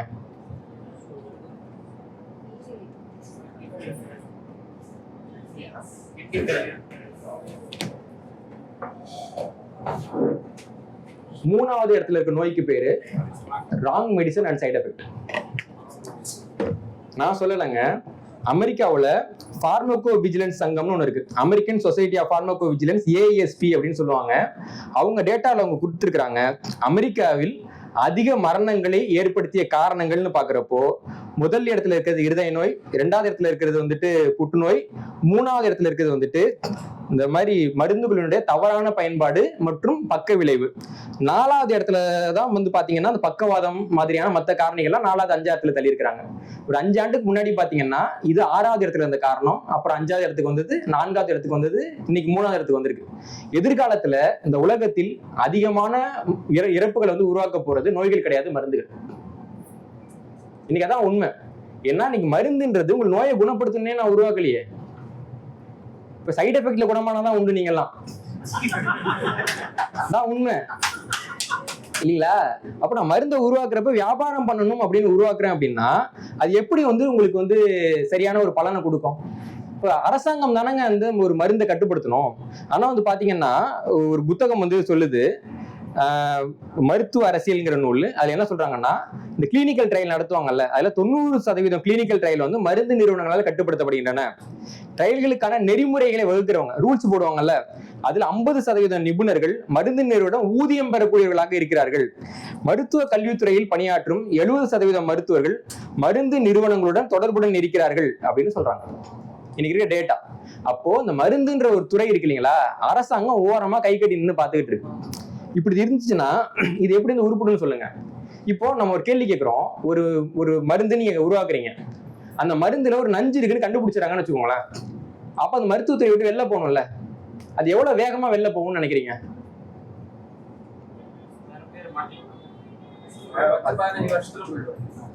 நான் ஒரு சம்பவம் சொல்றேன் பாருங்க.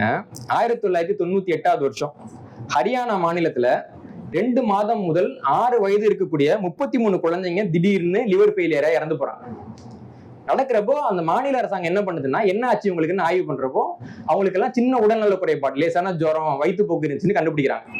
அதை பத்தி ஆய்வு பண்ணிட்டே இருக்கிறப்ப என்ன நடக்குதுன்னா, ஹைத்தின்னு ஒரு தீவு இருக்கு, ஒரு சின்ன தீவு. இந்த தீவு நாட்டுல என்ன ஆகுதுன்னா, குழந்தைங்களுக்கு வந்துட்டு டைஎத்திலின் கிளைகால்ங்கிற ஒரு வேதிப்பொருள் வந்துட்டு கொடுத்துட்டாங்க. அதன் மூலமா அந்த குழந்தைங்க இறந்து போயிட்டாங்கன்னு ஒரு செய்தி வருது. அந்த குழந்தைங்க எதுக்கு என்ன நடந்ததுன்னா, அவங்களுக்கும் இதே மாதிரி லேசான ஜுரம், வயிற்றுப்போக்கு, டாக்டர்கிட்ட போயிருக்காங்க. டாக்டர் வந்து பாராசிட்டமல் கொடுத்துருக்காரு. பாராசிட்டமல் கூட அந்த டைஎத்திலின் கிளைகால் இருந்திருக்கு. அப்போ இவங்க வந்து ஆய்வை மாத்துறாங்க ஐடியை பார்த்துட்டு. ஏன் இந்த மருந்துல வந்துட்டு அப்படி இருக்கக்கூடாதுன்னு அவங்க ஆய்வு பண்றப்போ, இறந்து போன அந்த 33 சிறுவர்களும் 3 வெவ்வேறு நிறுவனங்கள் உருவாக்கிய டைஎத்திலின் கிளைகால் கலந்த பாராசிட்டமல் மருந்தை சாப்பிட்டவங்கன்னு கண்டுபிடிக்கப்பட்டது. இது நடந்தது வந்துட்டு 1998 நடந்தது. இதுல என்னன்னா, அந்த டைஎத்திலின் கிளைகால்னு ஒண்ணு இருக்குல்ல, அது விஷம்ன்றது வந்துட்டு புது செய்தி கிடையாது. இந்த உலகத்திலேயே ரொம்ப பிரபலமான விஷத்துல ஒண்ணு டைஎத்திலின் கிளைகால். 1937 வருஷத்துல அமெரிக்காவில துல்சான்ற நகர்ல சல்பானிலமைடு அப்படிங்கிற ஒரு மருந்து பொருளை வந்து கொடுக்குறாங்க. 107 பேர் வந்து இறந்து போனாங்க. அதுல பெரும்பாலானவர்கள் குழந்தைகள். இவங்க இறந்ததுக்கு காரணம் அந்த சல்பானிலமைடுன்ற வேதிப்பொருள் கூடவே கலக்கப்பட்ட டைஎத்திலின் கிளைகால். இந்த சம்பவத்துக்கு பிறகுதான் எஃப்டிஏன்னு அமெரிக்காவில் உருவாக்கப்படுது. அமெரிக்காவில் உணவு மற்றும் மருந்து கட்டுப்பாட்டு அமைப்பு உருவாக காரணமாக இருந்த அந்த விஷத்தோட பேரு டைஎத்திலின் கிளைகால். அந்த மருந்து 1998 இந்தியாவில் விற்கப்பட்டு 33 பேரை கொள்ளுது. இது பத்தின ஒரு கமிஷன் போட்டு ஆய்வு பண்றப்ப என்ன கண்டுபிடிக்கிறாங்கன்னா, அதே மருந்து 1986 மும்பையில விற்கப்பட்டு சில பேர் இறந்து போனாங்க. ஆனா அந்த செய்தி பெருசா வராம பாதுகாக்கப்பட்டதுன்றது கண்டுபிடிக்கிறாங்க. இது எல்லாத்துக்கும் மேல ஒண்ணு சொல்றேன். கடந்த ஆண்டு 2025 செய்தி பார்க்குற பழக்கம் இருக்கிறவங்களுக்கு தெரியும், காஞ்சிபுரம் மாவட்டத்துல ஸ்ரீசன் பார்மசூட்டிகல்ஸ் அப்படின்ற ஒரு நிறுவனம் வந்துட்டு கோல்ட்ரிஃப் அப்படின்ற ஒரு இருமல் சளிக்கான மருந்து கொடுத்தாங்க. அந்த மருந்தை சாப்பிட்டு மத்திய பிரதேசம் மற்றும் ராஜஸ்தான்ல 20க்கும் மேற்பட்ட 5 வயதிற்கு உட்பட்ட குழந்தைங்க இறந்து போனாங்க. தமிழ்நாடு அரசாங்கம் அந்த இடத்த உடனே மூடினாங்க. அந்த இடத்த வந்து ஆய்வு செஞ்ச ட்ரக் இன்ஸ்பெக்டர்கள் 2 பேர் வந்துட்டு பணி இடை நீக்கம் செய்யப்பட்டார்கள் பாக்குறோம். இந்த கோல்ட்ரிப் மருந்து இருக்குல்ல, சாப்பிட்டு 20 குழந்தைங்க இறந்து போனாங்கல்ல, இந்த கோல்ட்ரிப் மருந்துல என்ன இருந்தது? அதே டைஎத்திலின் கிளைகால். 1937 வருஷத்துல உலகமே பார்க்க அவ்வளவு பேரை கொன்ன ஒரு மருந்தையே போன வருஷம் வரைக்கும் நம்மளால ஒழிக்க முடியலங்க. ஒவ்வொரு வருஷமும் நிறைய மருந்து வருது, குணப்படுத்தும். சரி, ஏதாவது ஒண்ணு இந்த மாதிரி தப்பா போச்சுன்னா அதை எப்படி நம்ம ஒழிக்க போறோம்? இந்திய அரசாங்கம் பாத்தீங்கன்னா கடந்த சில ஆண்டுகள்ல மட்டும் 500க்கும் மேற்பட்ட மருந்துகள் தடை பண்ணியிருக்கிறாங்க. இந்த மருந்துகள் எல்லாமே ஏற்கனவே பல்வேறு நாடுகளிலே தடை செய்யப்பட்டவை. ஆனா இந்தியாவில் நல்லா அமோகமா விற்பனை ஆயிட்டு இருந்துச்சு, இப்ப தடை பண்ணியிருக்கிறாங்க. இந்த ஜூன் மாசம் 20ஆம் தேதி கூட 16 மருந்துகளை தடை பண்ணியிருக்கிறாங்க. இன்னமும் கூட இந்தியாவில் வெளிநாடுகள்ல தடை செய்யப்பட்ட 100கணக்கான மருந்துகள் விற்பனையாகி கொண்டே இருக்கின்றன. இதான் இன்னைக்கு இருக்கக்கூடிய நிலவரம். அப்போ ஆங்கில மருத்துவம் அப்படின்னா நம்ம மருத்துவத்தை குறை சொல்லல இல்லைங்களா, அவங்க அங்க கண்டுபிடிச்சிருக்கலாம் எல்லாம் சரி. ஆனா அந்த மருத்துவத்தை நடத்தக்கூடியவர்கள் யார்? அந்த மருத்துவத்துக்கு பின்னாடி இருக்கக்கூடிய அரசியல் என்ன? இந்த மருத்துவத்துக்கு பின்னாடி இருக்கக்கூடிய பொருளாதாரம் என்ன? நீ நம்ம மருந்துன்னு சாப்பிட்றதே அமெரிக்கால தடை பண்றான். இனி நம்ம மருந்துன்னு சாப்பிட்றதுக்கு பின்னாடி இருக்கக்கூடிய இந்த சாதக பாதகங்கள் என்ன? நான் என்ன உங்களை வந்துட்டு படிக்காதீங்கன்னு சொல்ல, படிங்க. இப்ப நான் சொன்ன எல்லாமே உங்களுக்கு கூகுள்ல இருக்கு, விக்கிபீடியால இருக்குது. ஏஐட்ட கேட்டா கூட காரி துப்பும் இல்லைங்களா? கேளுங்க, ஒவ்வொரு மருந்து பேரையும் போட்டு கேளுங்க. அந்த மருந்து எப்படி இருக்குது, எப்படி வந்தது, எப்படி தடை செய்யப்பட்டது. ஒவ்வொரு அந்த தடை செய்யப்பட்ட 500 மருந்தும் இப்ப தடை செய்யப்பட்ட 16 மருந்தும் பொதுமக்களால வாங்கப்பட்டவை தானே. இப்ப இந்த மருந்துகள்லாம் ஏதாவது ஒரு மருத்துவர் வந்து பரிந்துரை பண்ணிருப்பார்ல, அவங்க மேல எடுக்கப்பட்ட நடவடிக்கை என்ன? மத்திய பிரதேசத்துல இந்தூர்ல மனநலம் பாதிக்கப்பட்டவங்க மேல ஒரு மருத்துவ பரிசோதனை நடத்தப்பட்டதுங்க. மனநலம் பாதிக்கப்பட்ட அவங்க கன்சென்டோட பண்ணணும்னு சொல்லவே முடியாது. மனநலம் பாதிக்கப்பட்டவர்கள் மேல மருத்துவ பரிசோதனை நடத்தப்பட்டது. 20க்கும் மேற்பட்ட மருத்துவர்கள் கைது செய்யப்பட்டார்கள். அவங்களுக்கு விதிக்கப்பட்ட தண்டனை என்னன்னா ஆளுக்கு 5000 ரூபாய் அபராதம். ஒரு மனுஷன் இன்னொரு மனுஷனை கூட்டிட்டு போய் விச ஊசி போட்டு கொன்னான்னு வச்சுக்கோங்களேன், அது வந்துட்டு இந்தியாவில மரண தண்டனைக்குரிய கிரிமினல் குற்றம். ஆனா ஒரு மருத்துவர் தன்னை நம்பி வரக்கூடிய ஒரு நபருக்கு தவறான ஊசி கொடுத்தோ மாத்திரை கொடுத்தோ கொன்னாருன்னா அது இந்தியாவில கிரிமினல் குற்றத்துக்கு கீழே வராது. நீங்க அமெரிக்காவில் வந்து இதே மருத்துவத்தை தானே பயன்படுத்துறாங்க. கம்பெனியை வந்து சூ பண்ணன்னு எவ்வளவு பேர் இருக்காங்க. ஒரு அறுவை சிகிச்சை தப்பா நடந்துச்சுன்னா $1,000,000 $1,000,000,000 கேட்டு வாங்க முடியும். இந்த தமிழ்நாட்டுல அறுவை சிகிச்சை தவறாக நடந்தது அப்படின்னு சொல்லிட்டு எத்தனை பேர் நிரூபிச்சிருக்காங்க? நான் சொன்னேன் இல்லைங்களா, ஒரு குறிப்பிட்ட காலகட்டத்துல இந்தியாவில 3000க்கும் மேற்பட்டவர்கள் மேல தவறான மருத்துவ பரிசோதனைகள் நடந்தன நிரூபிக்கப்பட்டன. அந்த 3000க்கும் மேற்பட்டவங்கல இந்த மருத்துவ பரிசோதனை தவறாக எனக்கு நடந்ததுன்னு சொல்லி குறைஞ்சபட்சம் ஒரு நஷ்ட ஈட்டை வாங்கினாங்க வெறும் 22 பேர் தான். அவ்வளவுதான் வாங்க முடியும். ஏன்னா ஒரு பக்கம் பாத்தீங்கன்னா பெரிய நிறுவனங்கள், கார்பரேட் நிறுவன வழக்கறிஞர் வந்து நிப்பாரு. அவங்களுக்கு டெல்லி எய்ம்ஸ்ல சொன்னா இல்லைங்களா, அந்த குழந்தைங்க வந்து உடல்நலம் குறையில அவங்க அம்மா அப்பா தான் கொண்டு இப்ப கொடுத்தாங்க, அந்த குழந்தை செத்து போச்சு. இதுக்கும் மருத்துவ பரிசோதனைக்கு என்ன சம்பந்தம்? டெல்லி எய்ம்ஸ்ல இருக்கக்கூடிய மருத்துவர்கள் கொடுத்த ஸ்டேட்மெண்ட் நீதிமன்றத்துல. இப்படி இருக்கிறப்போ இவர்களை நம்பித்தான், அதாவது என்னன்னா நம்ம நம்பக்கூடாதுன்னு சொல்லல, இவர்களை முழுவதுமாக ஒரு அர்ப்பணிப்பு உணர்வோட ஒரு அறிவே இல்லாம நம்பித்தான் இன்னைக்கு சமூகம் வந்து உருப்படாம போயிட்டு இருக்கு. அறிவியல் என்பதோட அடிப்படை என்னன்னா அனைத்தையும் கேள்வி கேள் என்பதுதான் அறிவியல். இப்போ வந்துட்டு ஒரு இடத்துல வந்துட்டு கடவுள் படத்தை மாட்டி இருக்கிறது போய் மூட நம்பிக்கைன்னு சொல்லிட்டு அந்த படத்தை தூக்கி அந்த போட்டுட்டு அது சார்லஸ் டார்வின் படத்தை மாட்டி ஒருத்தன் கும்பிட்டுட்டு இருக்காங்கன்னா அவனை மாதிரி ஒரு தற்கொலை கும்பிட்டு உலகத்திலே கிடையாது. டார்வின் வந்து என்ன கும்பிடு நாடா சொன்னார், உன்ட்ட கேள்வி கேட்க சொன்னார் இல்லைங்களா? அப்போ கேள்வி கேட்கணும். ஒரு மருந்து வருது அப்படின்னா அந்த மருந்துக்கு வந்து எப்படி நீங்க வந்து அனுமதி கொடுத்தீங்க, அந்த மருந்து எத்தனை வருஷம் டெஸ்ட் செய்யப்பட்டது, அதோட phase 1 என்ன, phase 2 என்ன, phase 3 என்ன, phase 4 எந்த நிலைமையில இருக்குன்னு பார்த்துட்டு மருந்து வாங்கணும். வளர்ந்த நாடுகள்ல அப்படி பண்ணக்கூடிய முறைகள்லாம் பாக்குறோம். இந்த எந்த அறிவுமே இல்லாம ஒரு பெரிய மருத்துவமனைக்குள்ள நிறைய பணத்தோட ஒரு நபர் நுழையிறாருன்னா ஒரு பெரிய கறிக்கடைக்குள்ள ஒரு ஆடு பெரிய அருவாளை கவிட்டு நுழையுதுன்னு அர்த்தம். அதை தவிர வேற ஒன்றுமே இல்லை. இப்ப ஆங்கில மருத்துவம் பத்தி பேசுறதுன்றது வந்து பாத்தீங்கன்னா இன்னும் நிறைய இருக்கு. இன்னும் பாத்தீங்கன்னா வந்துட்டு பல பெரிய நிறுவனங்கள் வந்துட்டு நல்ல மருந்துக்கு பதிலாக நீங்க மோசமான மருந்தை வித்துக்கிட்டு இருக்காங்க.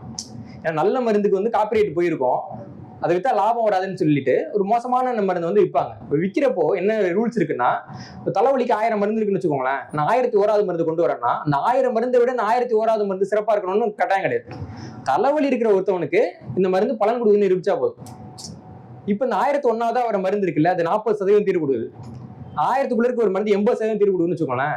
40% தீர்வு கொடுக்குற மருந்து ஒரு 30% பணம் செலவு பண்ணி விளம்பரம் பண்ணுச்சுன்னா அந்த 80% தீர்வு கொடுக்குற மருந்தை விட நிறைய விற்கும். இன்னைக்கு இருக்கக்கூடிய பெரும்பாலான மருந்துகள் அப்படிதான் இருக்கு. மருந்து நம்ம பட்டியல் போட்டு பேச முடியும், ஆனா பேசணும்னா நம்ம எல்லாம் வேற எங்கேயாவது உட்காந்துருக்கணும். நான் பேசல இல்லைங்களா? அப்போ மருத்துவம் என்பது அறிவியல் இல்லையா? அதுல யாருக்காவது மாற்று கருத்து இருக்கா? மருத்துவங்கிறது மதமா?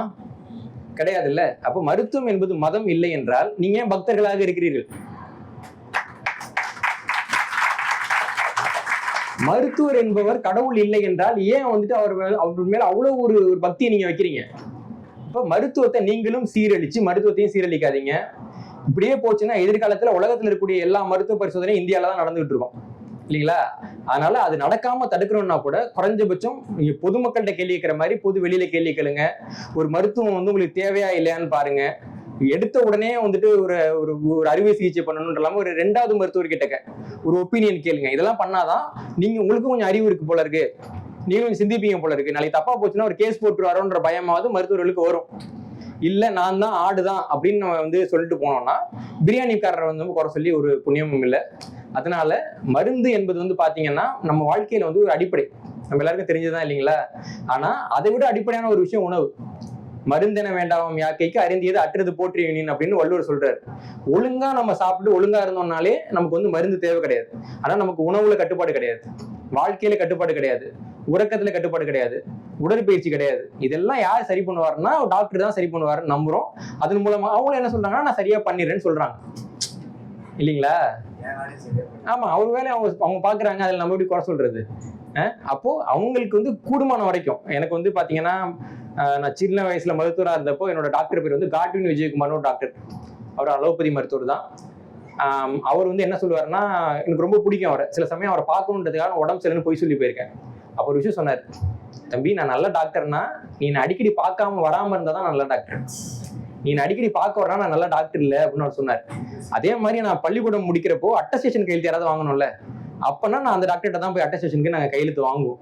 ஒரு முறை வந்து அந்த டாக்டர் வந்து சிகரெட் பிடிக்கிறத பார்த்துட்டு எங்க அண்ணன் வந்துட்டு வீட்டுல போய் பேசியிருக்காரு, சிகரெட் வந்து டாக்டரே பிடிக்கிறாங்களேன்ட்டு. அடுத்த தடவை வந்துட்டு எங்க அம்மா அதை சொன்ன உடனே என் கூட வரப்ப சொல்றாங்க, அடுத்து உன் பையனை கூப்பிட்டு வந்தாரு. கூப்பிட்டு வந்தோன்னா உட்கார வச்சு, இங்க பாரு, நான் எம்பிபிஎஸ் முடிச்சு ஹவுஸ் சர்ஜன் ஆகி ஒரு நாளைக்கு 15 மணி நேரம் ப்ராக்டிஸ் பண்ற வரைக்கும் நான் சிகரெட் தொட்டதே கிடையாது. நான் வாங்கின முதல் சிகரெட் என் சம்பளத்துல வாங்கினது. நீ சிகரெட் பிடிக்கணும்னா பிடிக்காத உன்னோட விருப்பம், அதுக்குள்ள வரல. ஆனா அம்மா காசுல சிகரெட் பிடிக்கிற மாதிரி ஒரு அயோக்கியத்தனம் இல்லைன்னு சொன்னார். அவரும் ஒரு அலோபதி மருத்துவர் தான் இல்லைங்களா? அப்ப அலோபதி மருத்துவர்கள் எல்லாம் கெட்டவங்கன்னு நாங்க சொல்லல. ஆனா அலோபதி மருத்துவர்களுக்கு உருவாக்கப்பட்ட அந்த சிஸ்டம்ங்கிறது அவங்களுக்கு விருப்பம் இல்லாத ஒரு செயலை நோக்கி தள்ளக்கூடியதாகத்தான் இருக்கு. இதை பத்தி நிறைய நூல்கள் வந்திருக்குது, நிறைய பேர் அதை பத்தி எழுதியிருக்கிறாங்க. நான் இந்த உரையை கூட பாத்தீங்கன்னா கீழே காற்று பதிப்பகம் பதிப்பித்த மருத்துவ அரசியல்ங்கிற நூல், அப்புறம் முதுநிலை அறிவியல் படித்த ஈக்க இளம்பரிதி அவர்கள் எழுதின மருந்து வாங்க போறீங்களாங்கிற ஒரு நூல், அதே மாதிரி ரிச்சர்ட் ப்ரவுன் எழுதின ராக்ஃபெல்லர் மெடிசன் அண்ட் கேபிட்டலிசம் இன் அமெரிக்கான்ற ஒரு நூல். இந்த நூல்கள்லாம் எனக்கு ரொம்ப பயன்பட்டது. இவர்கள் எல்லாமே மருத்துவத்துறையில அனுபவம் இருக்கக்கூடிய, அறிமுகம் இருக்கக்கூடிய நபர்கள் தான். இவங்கெல்லாம் ஏன் அதை எழுதுறாங்கன்னா நம்மளாம் பலியாயிடக்கூடாதுன்னு தான் எழுதுறாங்க இல்லைங்களா? அப்போ நம்ம ஒரு தவறான மருத்துவர் இருக்க மாதிரி நல்ல மருத்துவர்களும் இருக்கிறார்கள். ஆனா 2 பேர்ல யாரை நம்ம தேர்ந்தெடுக்க போறோம்ன்றது நம்ம கையில தான் இருக்கு. அதனால மருந்துன்னு வந்துச்சுன்னா மருந்தை யோசித்து தேர்ந்தெடுங்கள். மருத்துவர் என்று வந்தால் தேவைக்கேற்ப தேர்ந்தெடுங்கள். மருத்துவத்தை, மிக குறிப்பாக இன்னைக்கு இருக்கக்கூடிய இந்த பெரு முதலாளித்துவ மருத்துவத்தை ஒரு மதம் போல வழிபடாமல் அறிவோடு வாழுங்கள் என்று கூறி வாய்ப்பளித்து அனைவருக்கும் நன்றி கூறி விடைபெறுகிறேன்.